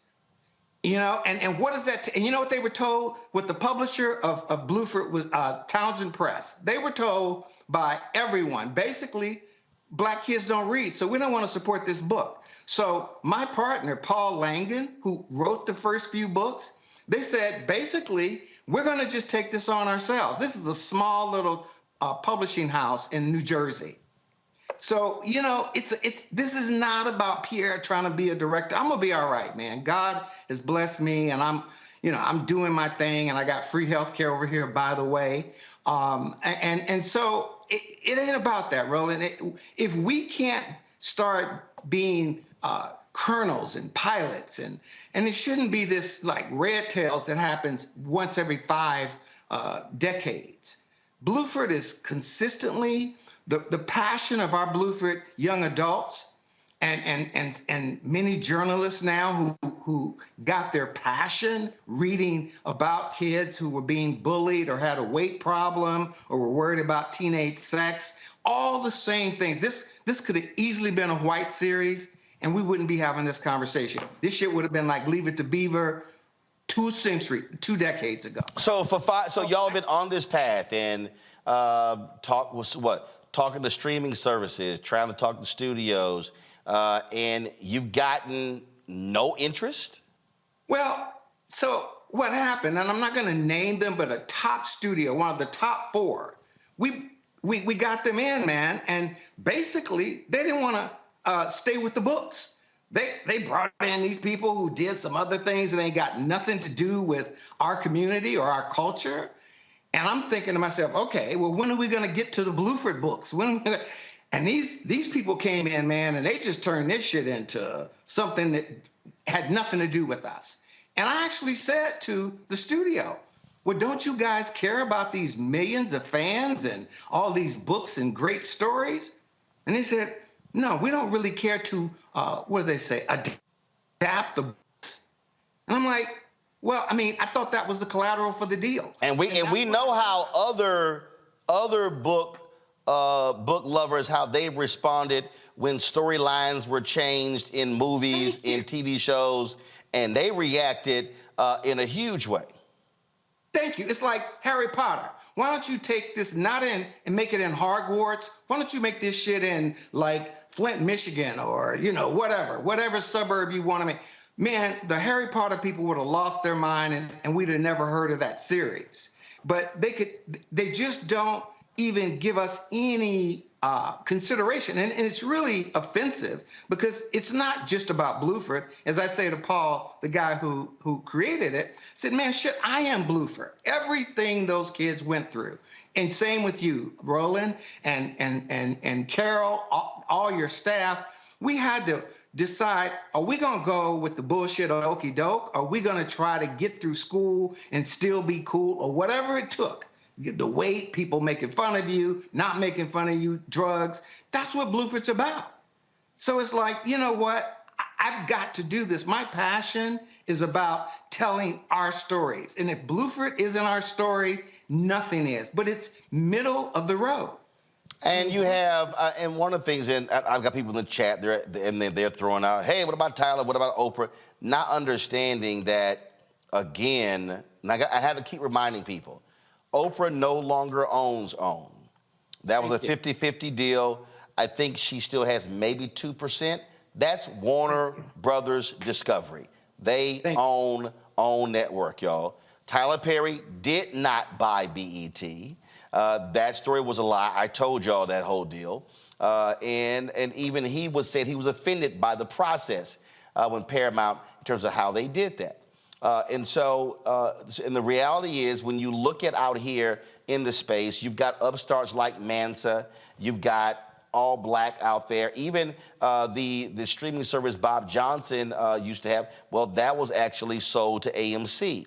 So part of the thing that, Pierre, that people don't understand when we're having these conversations, they just automatically assume that, again, 50 Cent, he has these shows he's doing on a lot of different networks, but they don't have the infrastructure of a streaming service or a network. And that's the piece I don't think people understand when they just sort of just throw these names out and think, well, they can do it.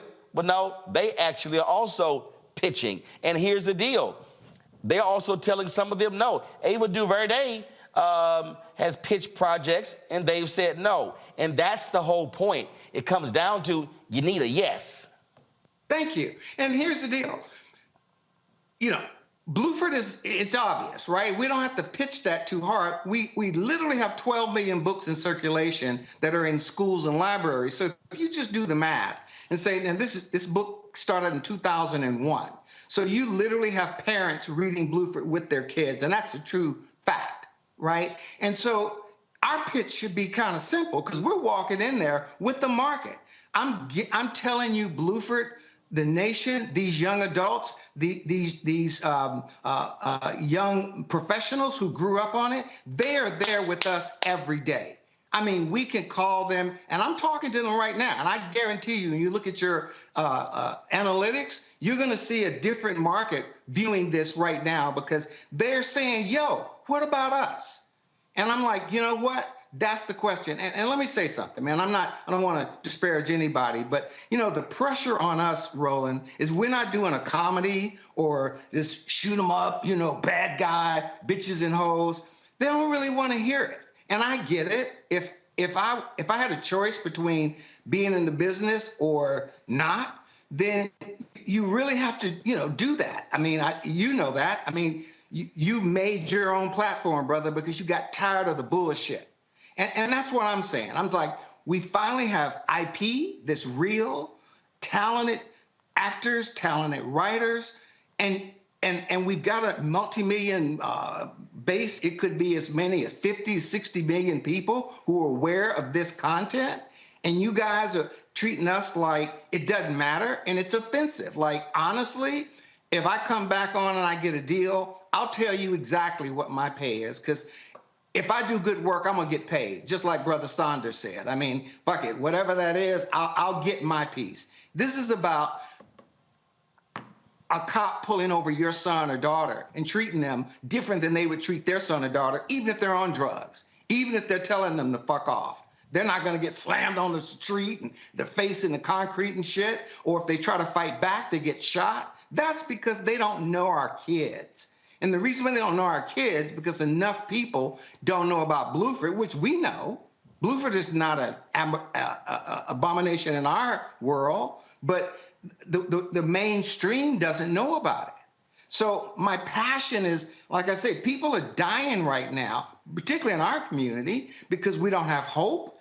And you know, they're banning books. They're telling us somehow slavery. I mean, it's bullshit, man. And here we have Bluford out there, and they're acting like, well, they're treating it like any other pitch. It's like, so it's not my idea. It's not even David Dennerstein. We're just trying to get a look at the basket. They put Bluford out there. I guarantee you it's going to carry itself. And I frankly think that's what they're afraid of. They're afraid that we're like you, Roland. We might get self-contained, or like Tyler, who basically didn't need Hollywood. Hollywood needed him. When he came, as you know, he had his community. And basically, Tyler ran his own deal from day one, just like Issa Rae. Just like Issa Rae. You know. But the thing that, but even with that, I always have to remind people that Like somebody put in the chat, Tyler has a studio. Tyler has a physical studio. But what they figured out, and I need people to understand this, because they figured this out even with the music game, was distribution. And that is if you control distribution, then you control the game. It was a whole bunch of record labels, but once they said, hold up, it's Motown, it's Stack, it's all these different, but if we control the distribution, now we control the access, and that's to the theaters, and now you talk about to the streaming services, which is why you have, again, people are creating their own platforms, but here's the piece. It's very difficult when a Mansa, Nate Parker, David Yellowo, launches trying to compete against a Netflix when you're competing against somebody with a market cap of $300 billion. Disney, same thing. And look, and we all know how black people deal with it, but I gotta remind people, when George Lucas did Red Tails, the major 7 Hollywood studios all told him no because they said there were no white heroes. George Lucas had to put $60 million of his own money to finish Red Tails. This is George Star Wars Lucas. Thank you, brother. Thank you. And you know, when you talk about that's funny, this business is like, I call it a three-legged stool, right? It's about content, it's about distribution, and it's about financing. So we've got 2 of the 3, right? We've got great content and really distribution with our audience. I mean, just like you, shit, I think we could put this on a YouTube channel if we could pay for it. We don't have the financing. So that's what we need. Like, I'm tired of trying to convince Hollywood. I mean, did you see in Sunday's paper, there's an article on the front page about how Netflix gave this guy $55 million to do a series. He went out and bought 5 Rolls Royces, a Ferrari, put $11 million into crypto, never delivered a thing. And they just marked it off and kept moving, right? So we're looking, the one thing our community doesn't have is access to capital and any regular ways to finance. Yep. And I think if we could get a private equity fund to say, hey, give us $1 billion. You know what, Roland, I'd come to you and say, brother, let's spread out. Because over here in France, they respect us, they understand our struggle, and they're very curious about African American. That's what I'm talking about, us. Well, and look, I get people, I get these trolls who yell at me, man, you out here begging, they holler do for self, and I'm like, yo, it's a $322 billion advertising industry. How do you think Disney and Warner Brothers and NBC Universal, how do you think they make money? That's how they make money, and we should be tapping into it as well.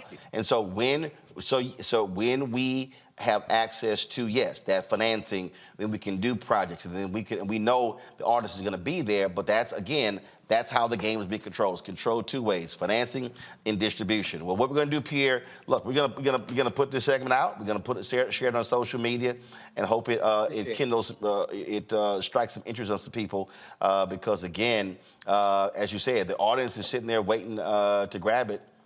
Folks just got to have the courage to actually do it. We appreciate it, my brother.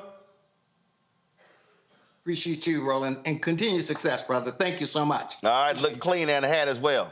All right, Pierre, thanks a lot. Folks, when we come back, I keep telling y'all these white conservatives are going after everything black. Now they're going after some black scholarships in Colorado. Didn't I write a whole book called White Fear? Didn't I tell you this was about to happen? It's real. We'll talk about that next on Roland Martin Unfiltered on the Black Star Network.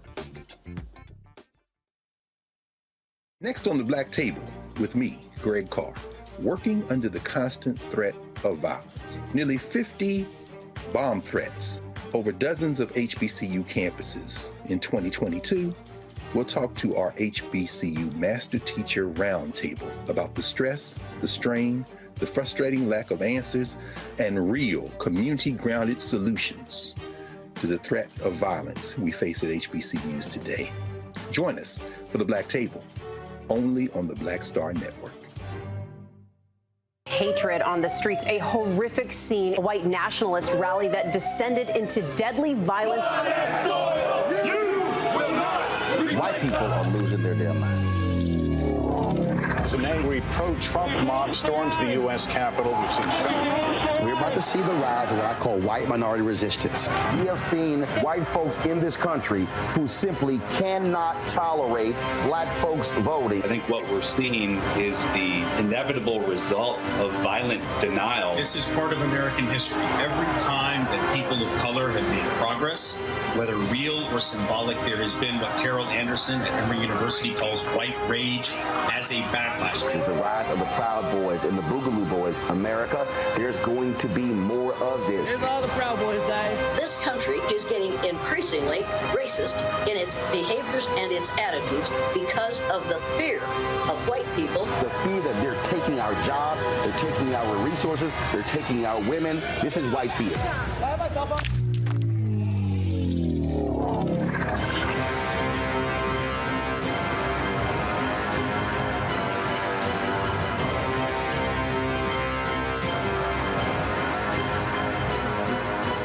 Hello, I'm Paula J. Parker. Truly proud on the Proud Family, Louder and Prouder on Disney+. And you're watching Roland Martin, Unfiltered.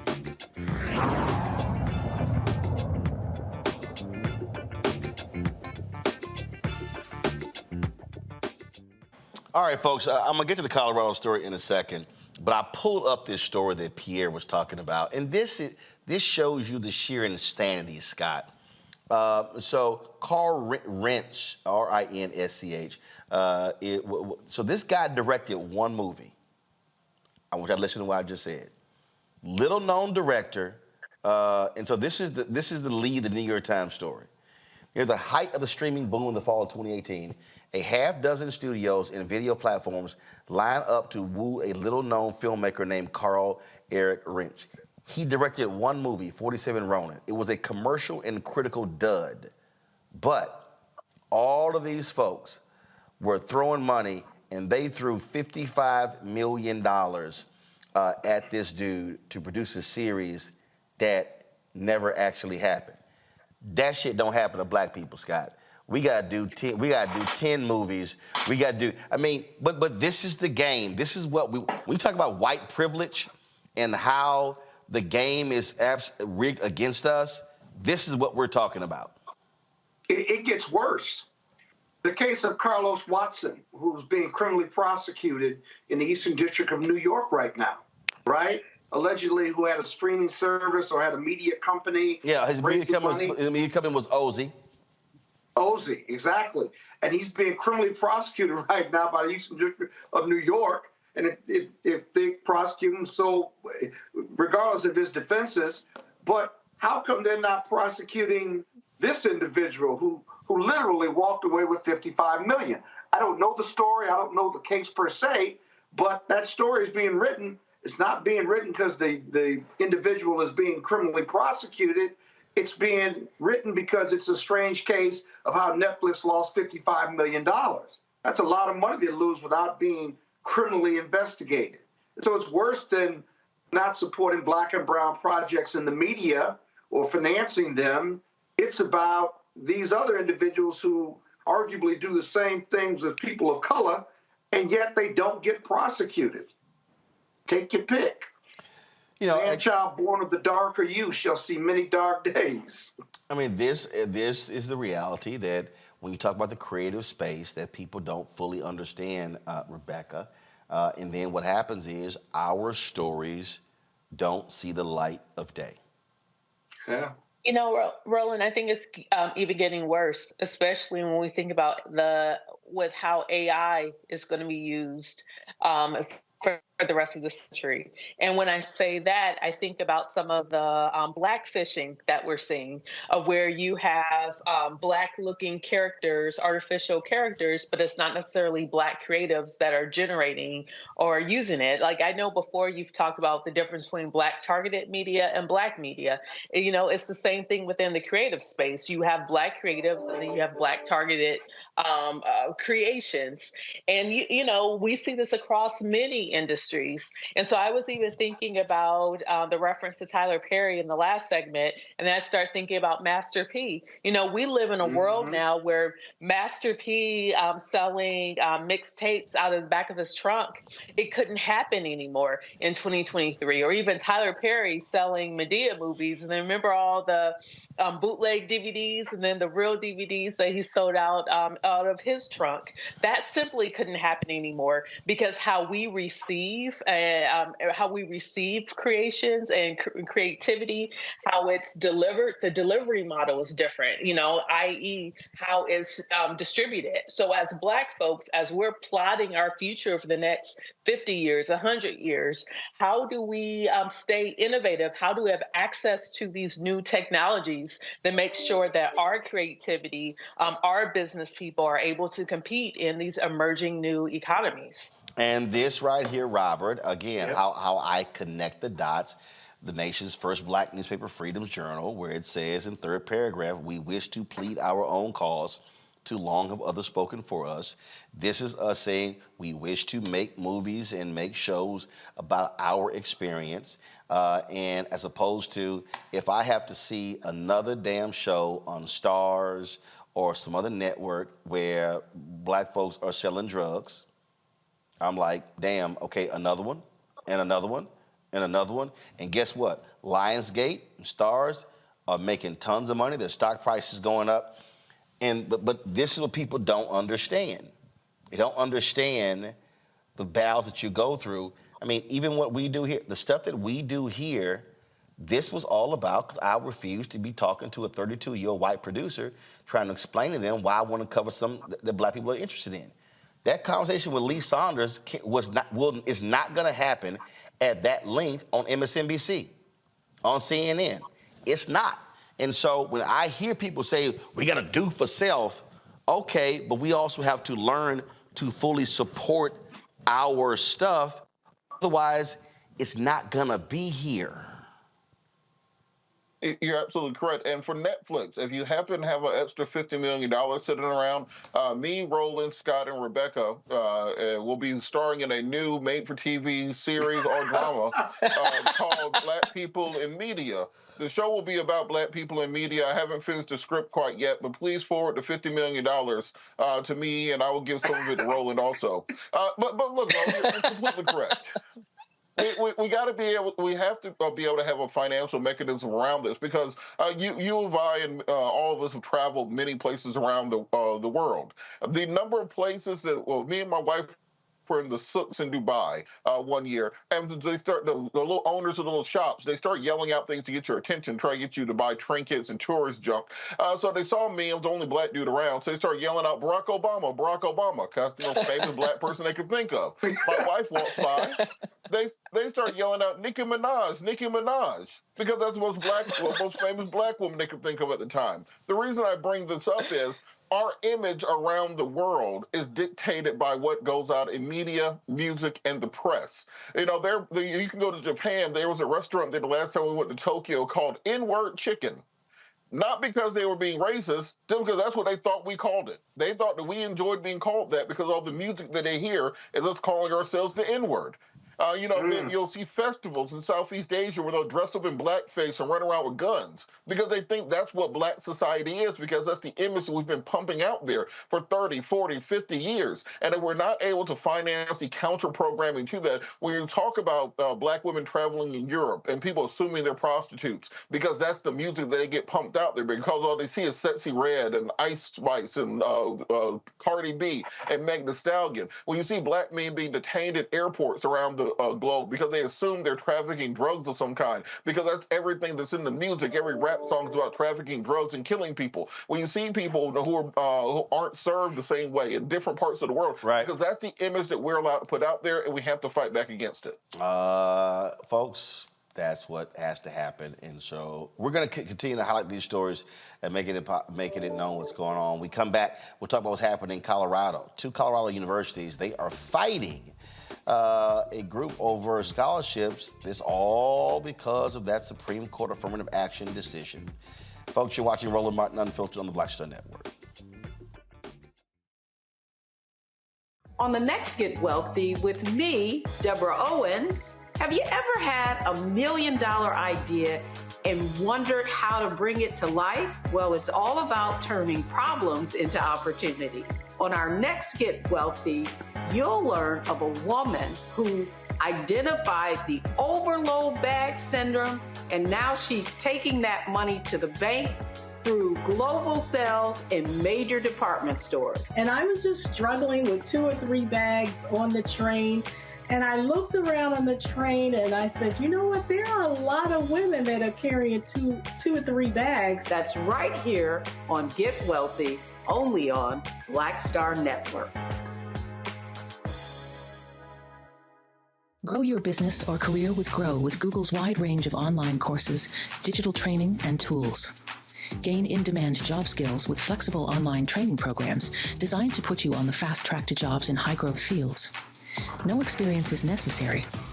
Learn at your own pace. Complete the online certificate program on your own terms. Stand out to employers, get on a path to in-demand jobs, and connect with top employers who are currently hiring.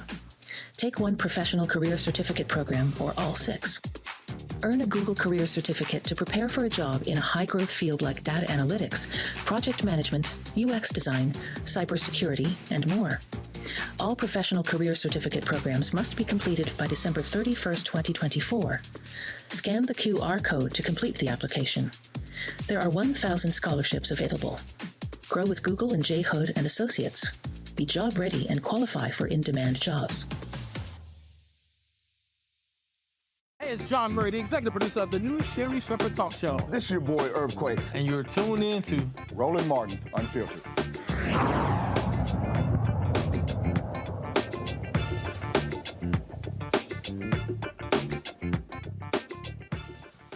Two Colorado universities are the targets of an anti-affirmative action conservative group that has filed federal complaints alleging its distribution of federal scholarships is race-based and discriminatory. The University of Colorado Boulder and the University of Colorado Denver participate in the federal Ronald E. McNair Post-Baccalaureate Achievement Program, also known as the McNair Scholars Program, named after one of the astronauts who was killed on the space shuttle. Now, the Equal Protection Project claims that white and Asian students face additional hurdles when being considered for scholarships. Colette Bowers-Zinn, the founder and executive director of Axis, a nonprofit organization that helps underrepresented students thrive in education, joins me from L.A. To discuss this. Glad to have you on the show. Colette, this is, I say it to people in my book, White Fear, these things were coming. These folks are mad, they're pissed off, they're angry, and this notion that somehow white and Asian kids are being exempted or they're not getting a fair share, I keep saying they're going to go after any and everything that black folks have been trying to advance to marginally get ahead in this society. Indeed, but the fact of the matter is they are ahead. And that's why these programs, these scholarships exist, to get at the inequity. And so it's just ridiculous that these things continue to happen and that they're using the exact system that provides systemic blocks to students of color, people of color, to prevent students of color and people of color from thriving, from getting at anywhere near equitable experiences. It's a problem. Well, and what's happening now is that, again, when you go after one of these programs, it becomes a chilling effect, just like when they went after the venture group that was in Atlanta that was there to help out black and other female entrepreneurs. And so what they hope, they want to force people to begin to change their programs on their own out of fear of them being sued. And that's exactly what's going to start to be the outcomes coming out of this. Because again, it's people who the system have worked for that then have the time and resources to perpetuate these silly lawsuits against people and institutions who don't have the time or resources to defend them. So it's going to cause fear across the systems so that people stop considering these type of program or hosting these type of program because they don't want to deal with the potential of getting hit with lawsuits and anger and reactions and bad press and all of that that come with organizations like the Equal Protection Project. So how do we fight back? Again, it's just like what you guys were talking about in the entertainment industry. At some point, we have to get really behind for us, by us. And we have to not only be for us, by us, and get the people in the Black community who have the wherewithal and the money and the resources and the connections to build up scholarship programs, support, etc., for our students of color to show up and help us and help our kids get to where they need to be. It's also that certain systems already exist, and we have to rally around our own once in these systems, like private school systems in our country. They exist. They get our kids to the universities that they need to be in, that ultimately lead to changes in life, lifestyle, generational change that our kids need. The fastest path to those places are private schools for our kids nowadays because our public schools are so failing our kids of color at astronomical rates. So organizations like mine exist for those kids that have the opportunity to support them in the process and in navigating opportunities. We have to do more for us, by us, to help open doors for our kids and to support Black students and, Black people in general across all walks of life, across all professions, to be able to thrive. Questions from our panel. Robert, you first. On this, I've thought of most Def lyric while you're talking. You start keeping pace, they start switching up the tempo. And it's just interesting to me that the minute that we start making these advancements in education, advancements with corporate diversity, with leadership positions, all of a sudden they're starting to attack the fundamental underpinnings of what has helped to promote African Americans and other groups to beyond a subservient position within the socioeconomic stratosphere that exists. Is there a way for universities or for other groups to structure scholarship programs that would not be something that could be attacked under equal protection grounds, or that cannot be attacked by these conservative groups through the court system, or is it simply something we're going to have to fight out on a case-by-case basis? I actually think that the way this trend is headed, we are going to have to fight it on a case-by-case basis. But this specific Colorado lawsuit, what you need to understand is, one, that these are for $2,800 scholarships, right? So we're grasping at straws to be opposed to grad students getting $2,800 to help them. What you also need to understand is that to qualify for these scholarships, you have to be low income, first generation, or underrepresented. So that means you can be white and poor and qualify, or Asian and first generation and qualify, and a whole bunch of other things to qualify. This is just people simply whining that their lives are so privileged that they don't qualify and would have to have other things that would allow them to be eligible for this program. Thank your lucky stars. You're not first generation in college, or low income, or underrepresented, and keep it moving. It's these silly suits that are going to keep coming until we figure out how to, A, support our own, and find, like you said, some language legally. We need our Black legal community to come together and help figure out the language that's necessary for these scholarships, et cetera, and programs to proceed without being attacked legally every step of the way. Rebecca. Thank you so much, Colette, for being on the show tonight. In my opinion, America made up race and then codified it into all of our laws. So now there's a permanent Black underclass. And until we undo that, we will always have these issues. But this is my specific question about this.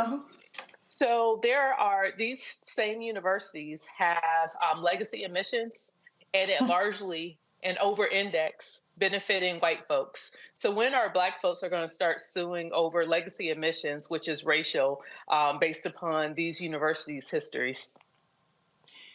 You know, that's such a legitimate, good question. That's another piece of the puzzle that we have to start talking about as a Black community. When are we going to stop playing nice?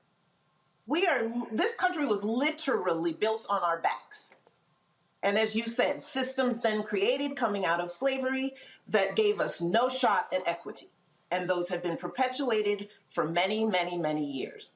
When are we going to get together as a people, pool our resources, and fight back in the systems that matter, legal and otherwise, with things exactly like what you're saying, coming against legacy?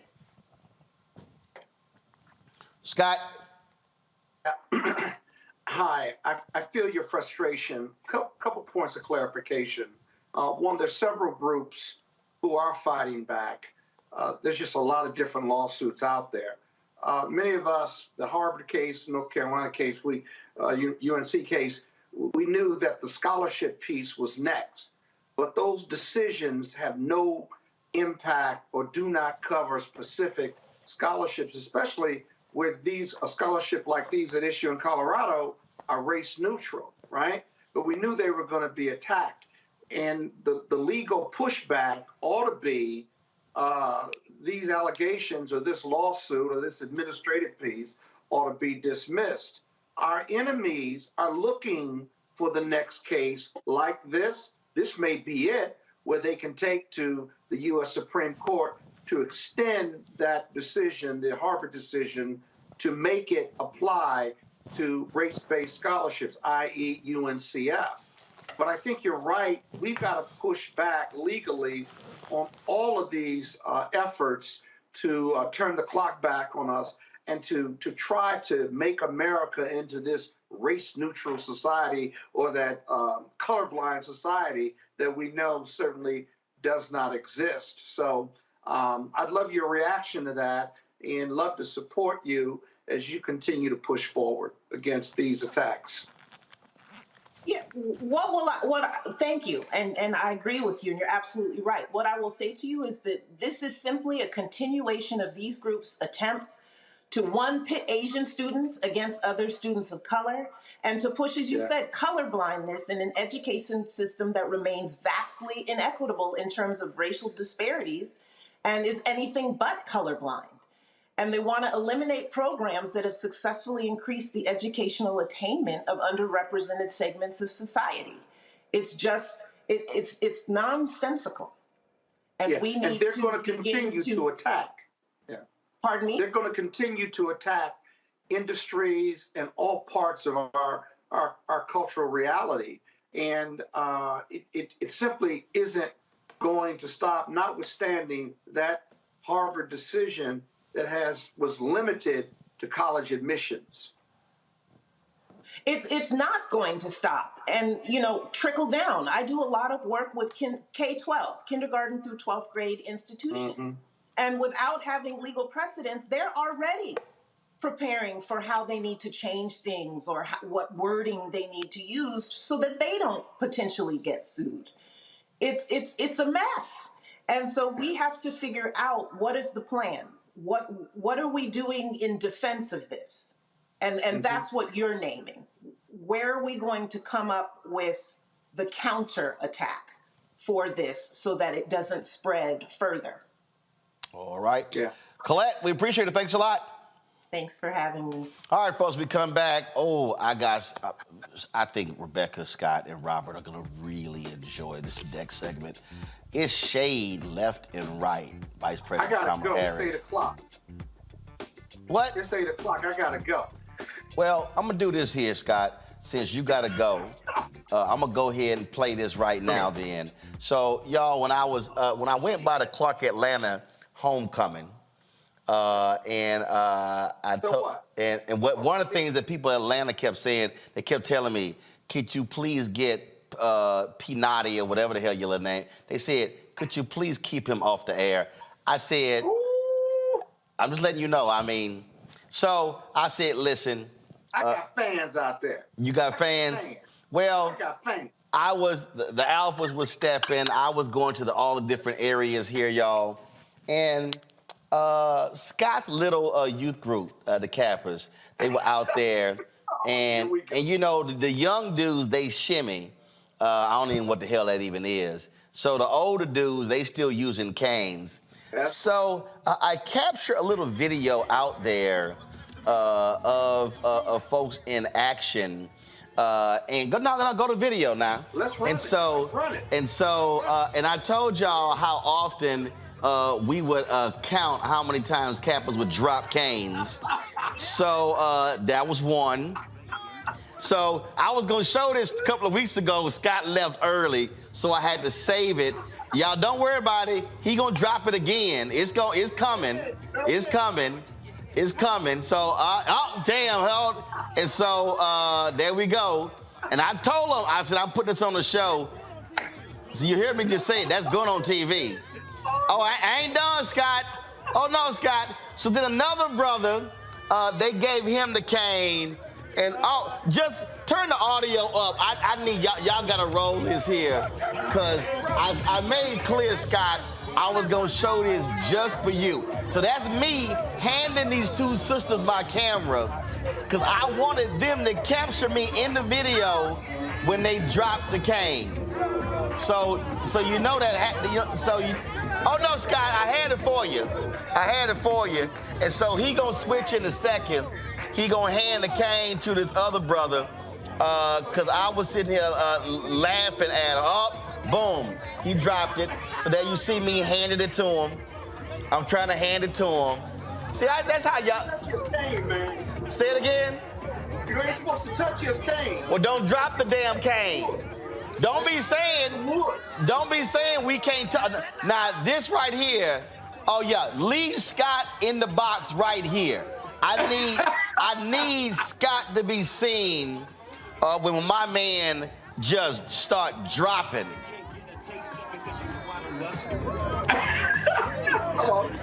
Come on, brother, don't do it. Oh, boom! He didn't even last 10 seconds. Rebecca's over there counting the drops. Don't do it. Don't do it. No, he ain't done. Another drop. We ain't done. Why are they doing that? Why? We ain't done.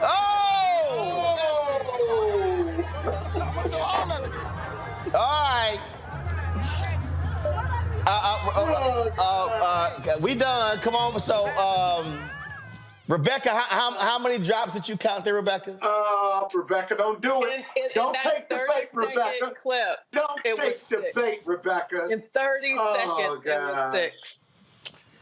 Y'all be shamed. Y'all be shamed. Why do you take the bait? See, this is my learned experience. You don't take it with me, but you'll go with him in a minute. Scott, do you have any? Scott, my learned experience. Scott, do you have any defense of what we just witnessed? Well, first of all, they shouldn't take the cane, and they shouldn't do it on camera, especially with your shit-talking ass there, and be dropping the cane. I mean, that's just a disaster. Scott, what are excuses, Scott?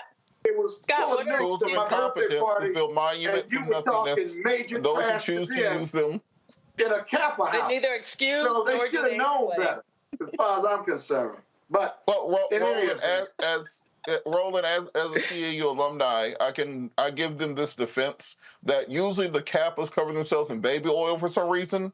So maybe the fingers are still a little bit slick, or it might be all them S curls. You know, that S curl juice might be affecting it also. You were in school a long time ago. A long time. But here's the deal: you shouldn't take the cane and do that on camera unless you are what we call a cane master. And none of those cane masters, they were 50 years and older. They shouldn't have been doing that, especially when. I will say that was one cane master, but I tell him he's not gonna make the show.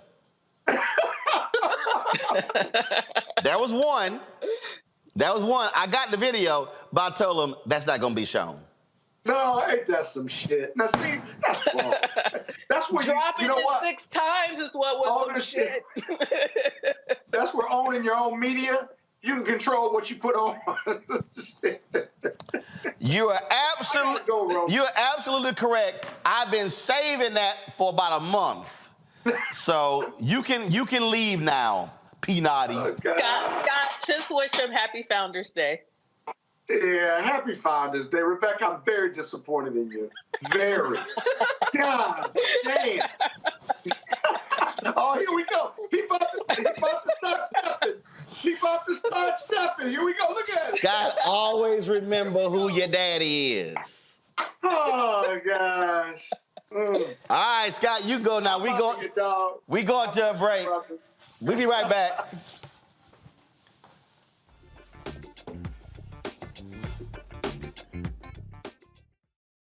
When you talk about blackness and what happens in black culture, we're about covering these things that matter to us, speaking to our issues and concerns. This is a genuine people-powered movement. There's a lot of stuff that we're not getting. You get it, and you spread the word. We wish to plead our own cause.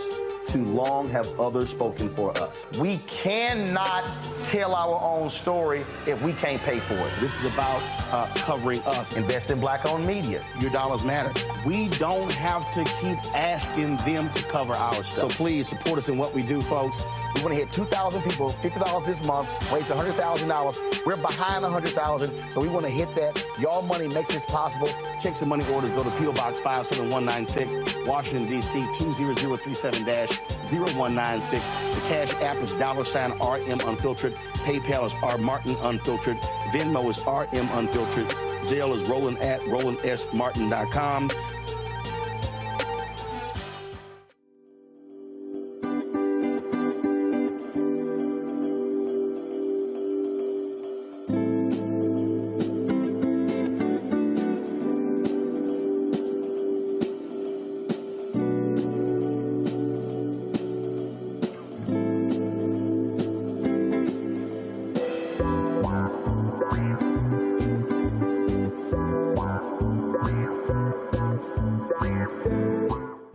Pretending to be Roland Martin. Holla!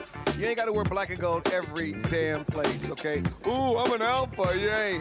All right, you're 58 years old. It's over. And you are now watching Roland Martin Unfiltered. Uncut, unplugged, and undamn believable.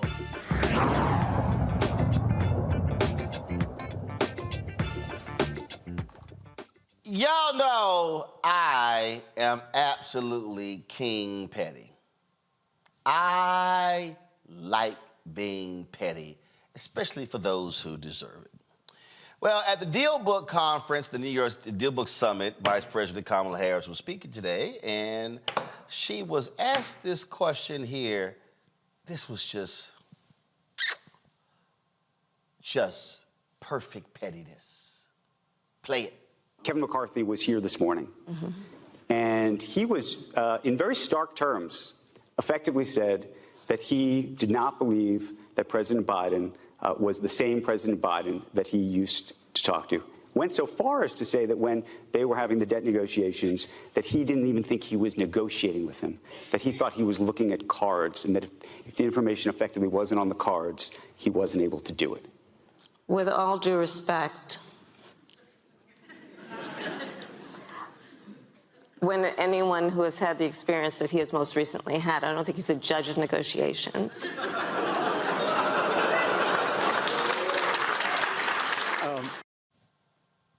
Love it. That's how you got to respond, Rebecca. With shade.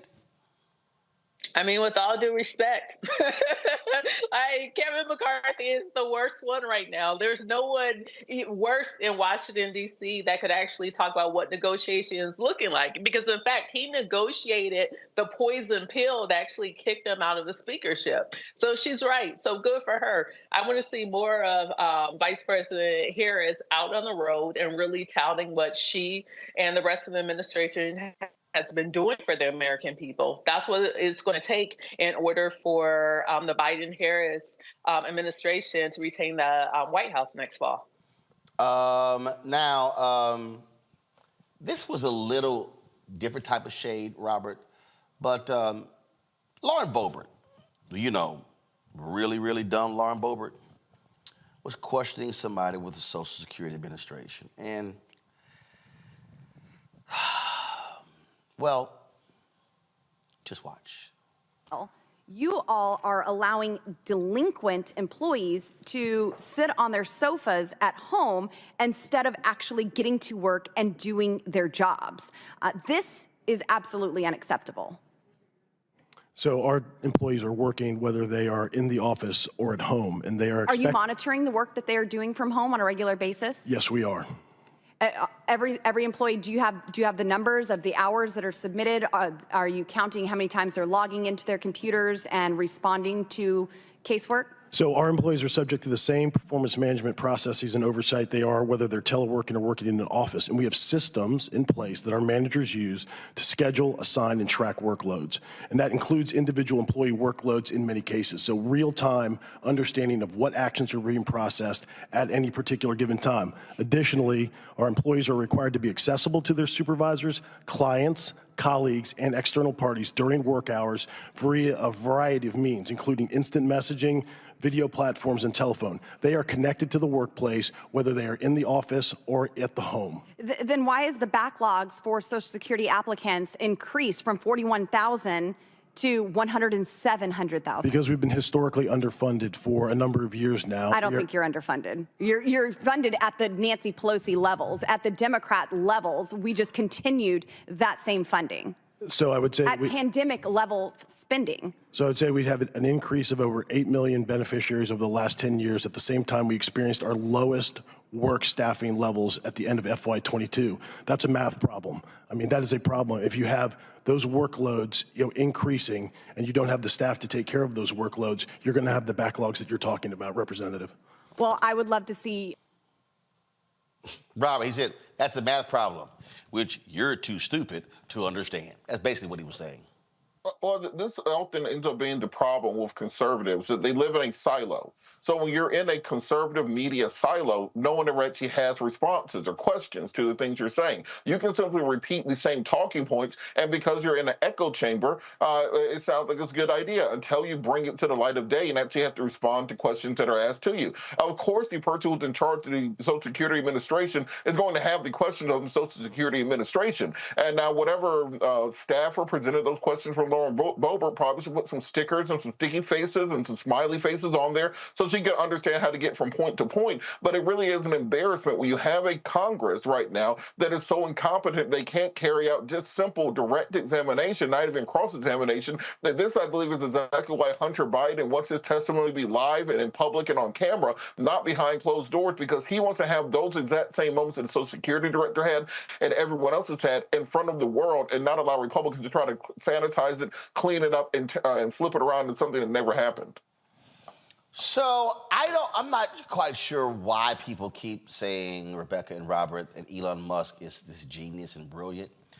At the same Deal Book conference, he was asked about these advertisers who have been pulling out because of his anti-Semitic tweets.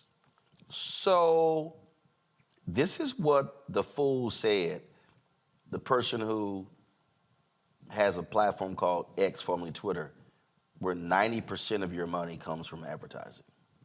This is literally what this fool said.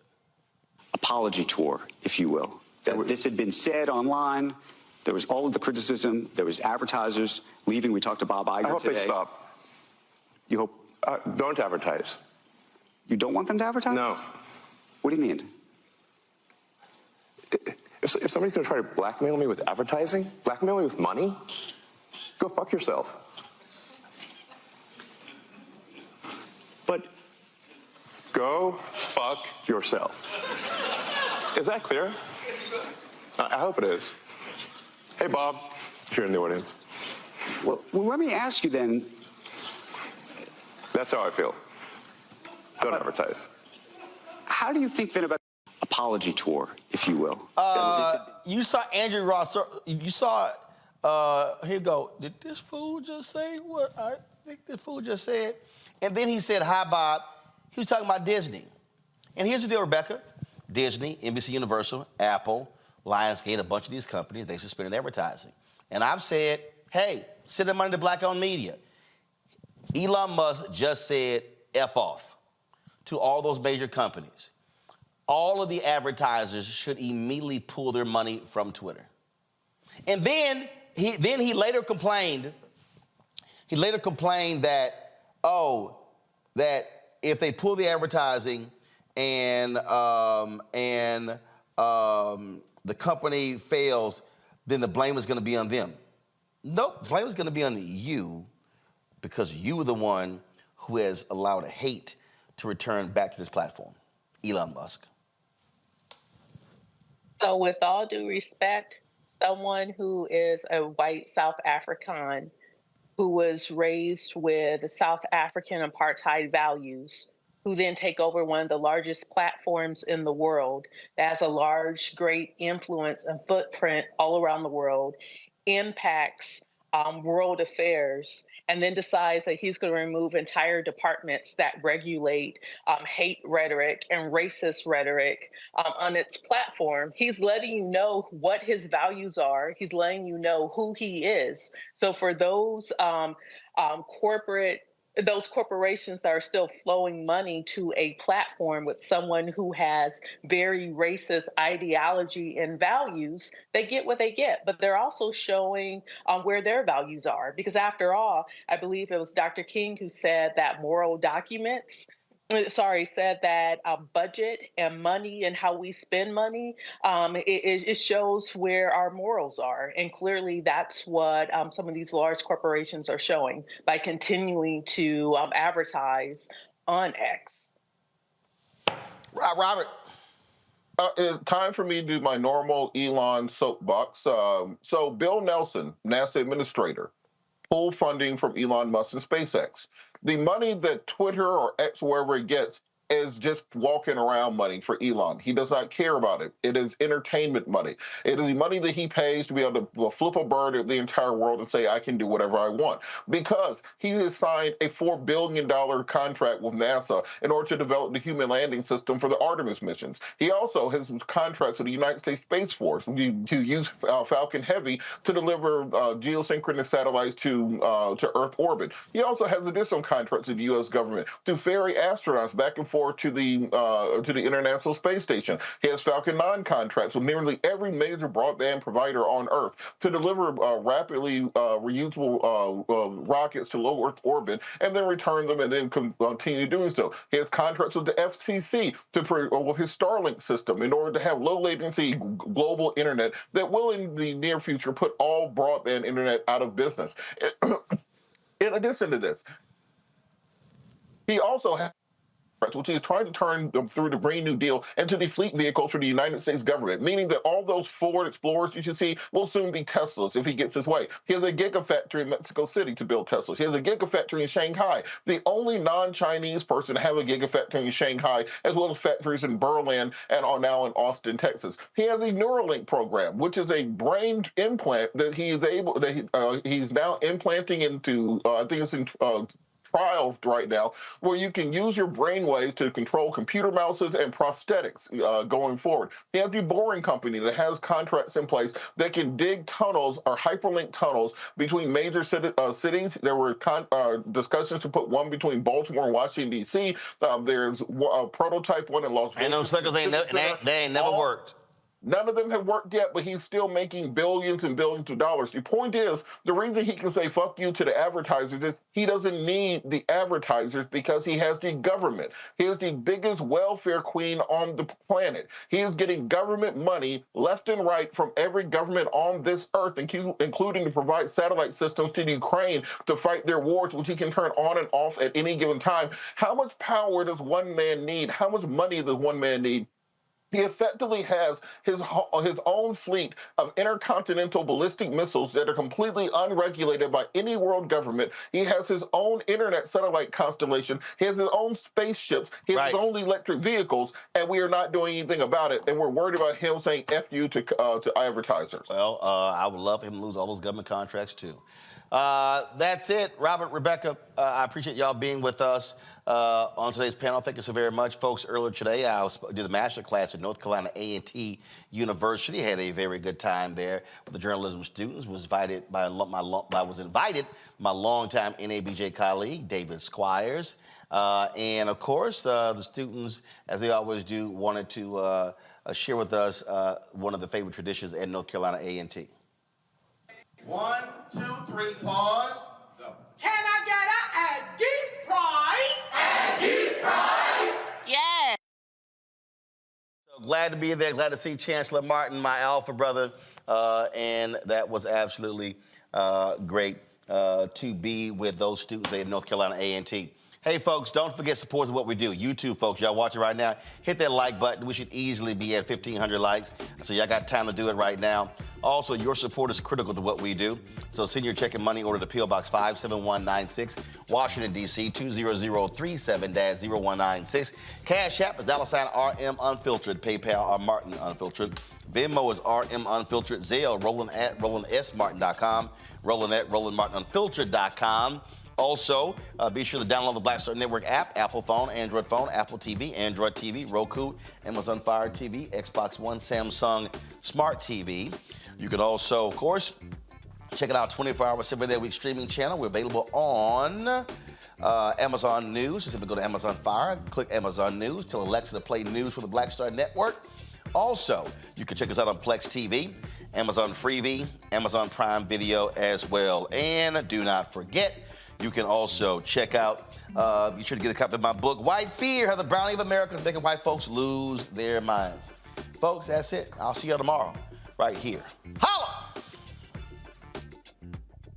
Folks, Black Star Network is here. Oh, no punches! I'm real revolutionary right now. Support this man, Black Media. He makes sure that our stories are told. Thank you for being the voice of Black America, Roland. Stay black. I love y'all. All momentum we have now, we have to keep this going. The video looks phenomenal. See, there's a difference between Black Star Network and black-owned media and something like CNN. You can't be black-owned media and be scared. It's time to be smart. Bring your eyeballs home.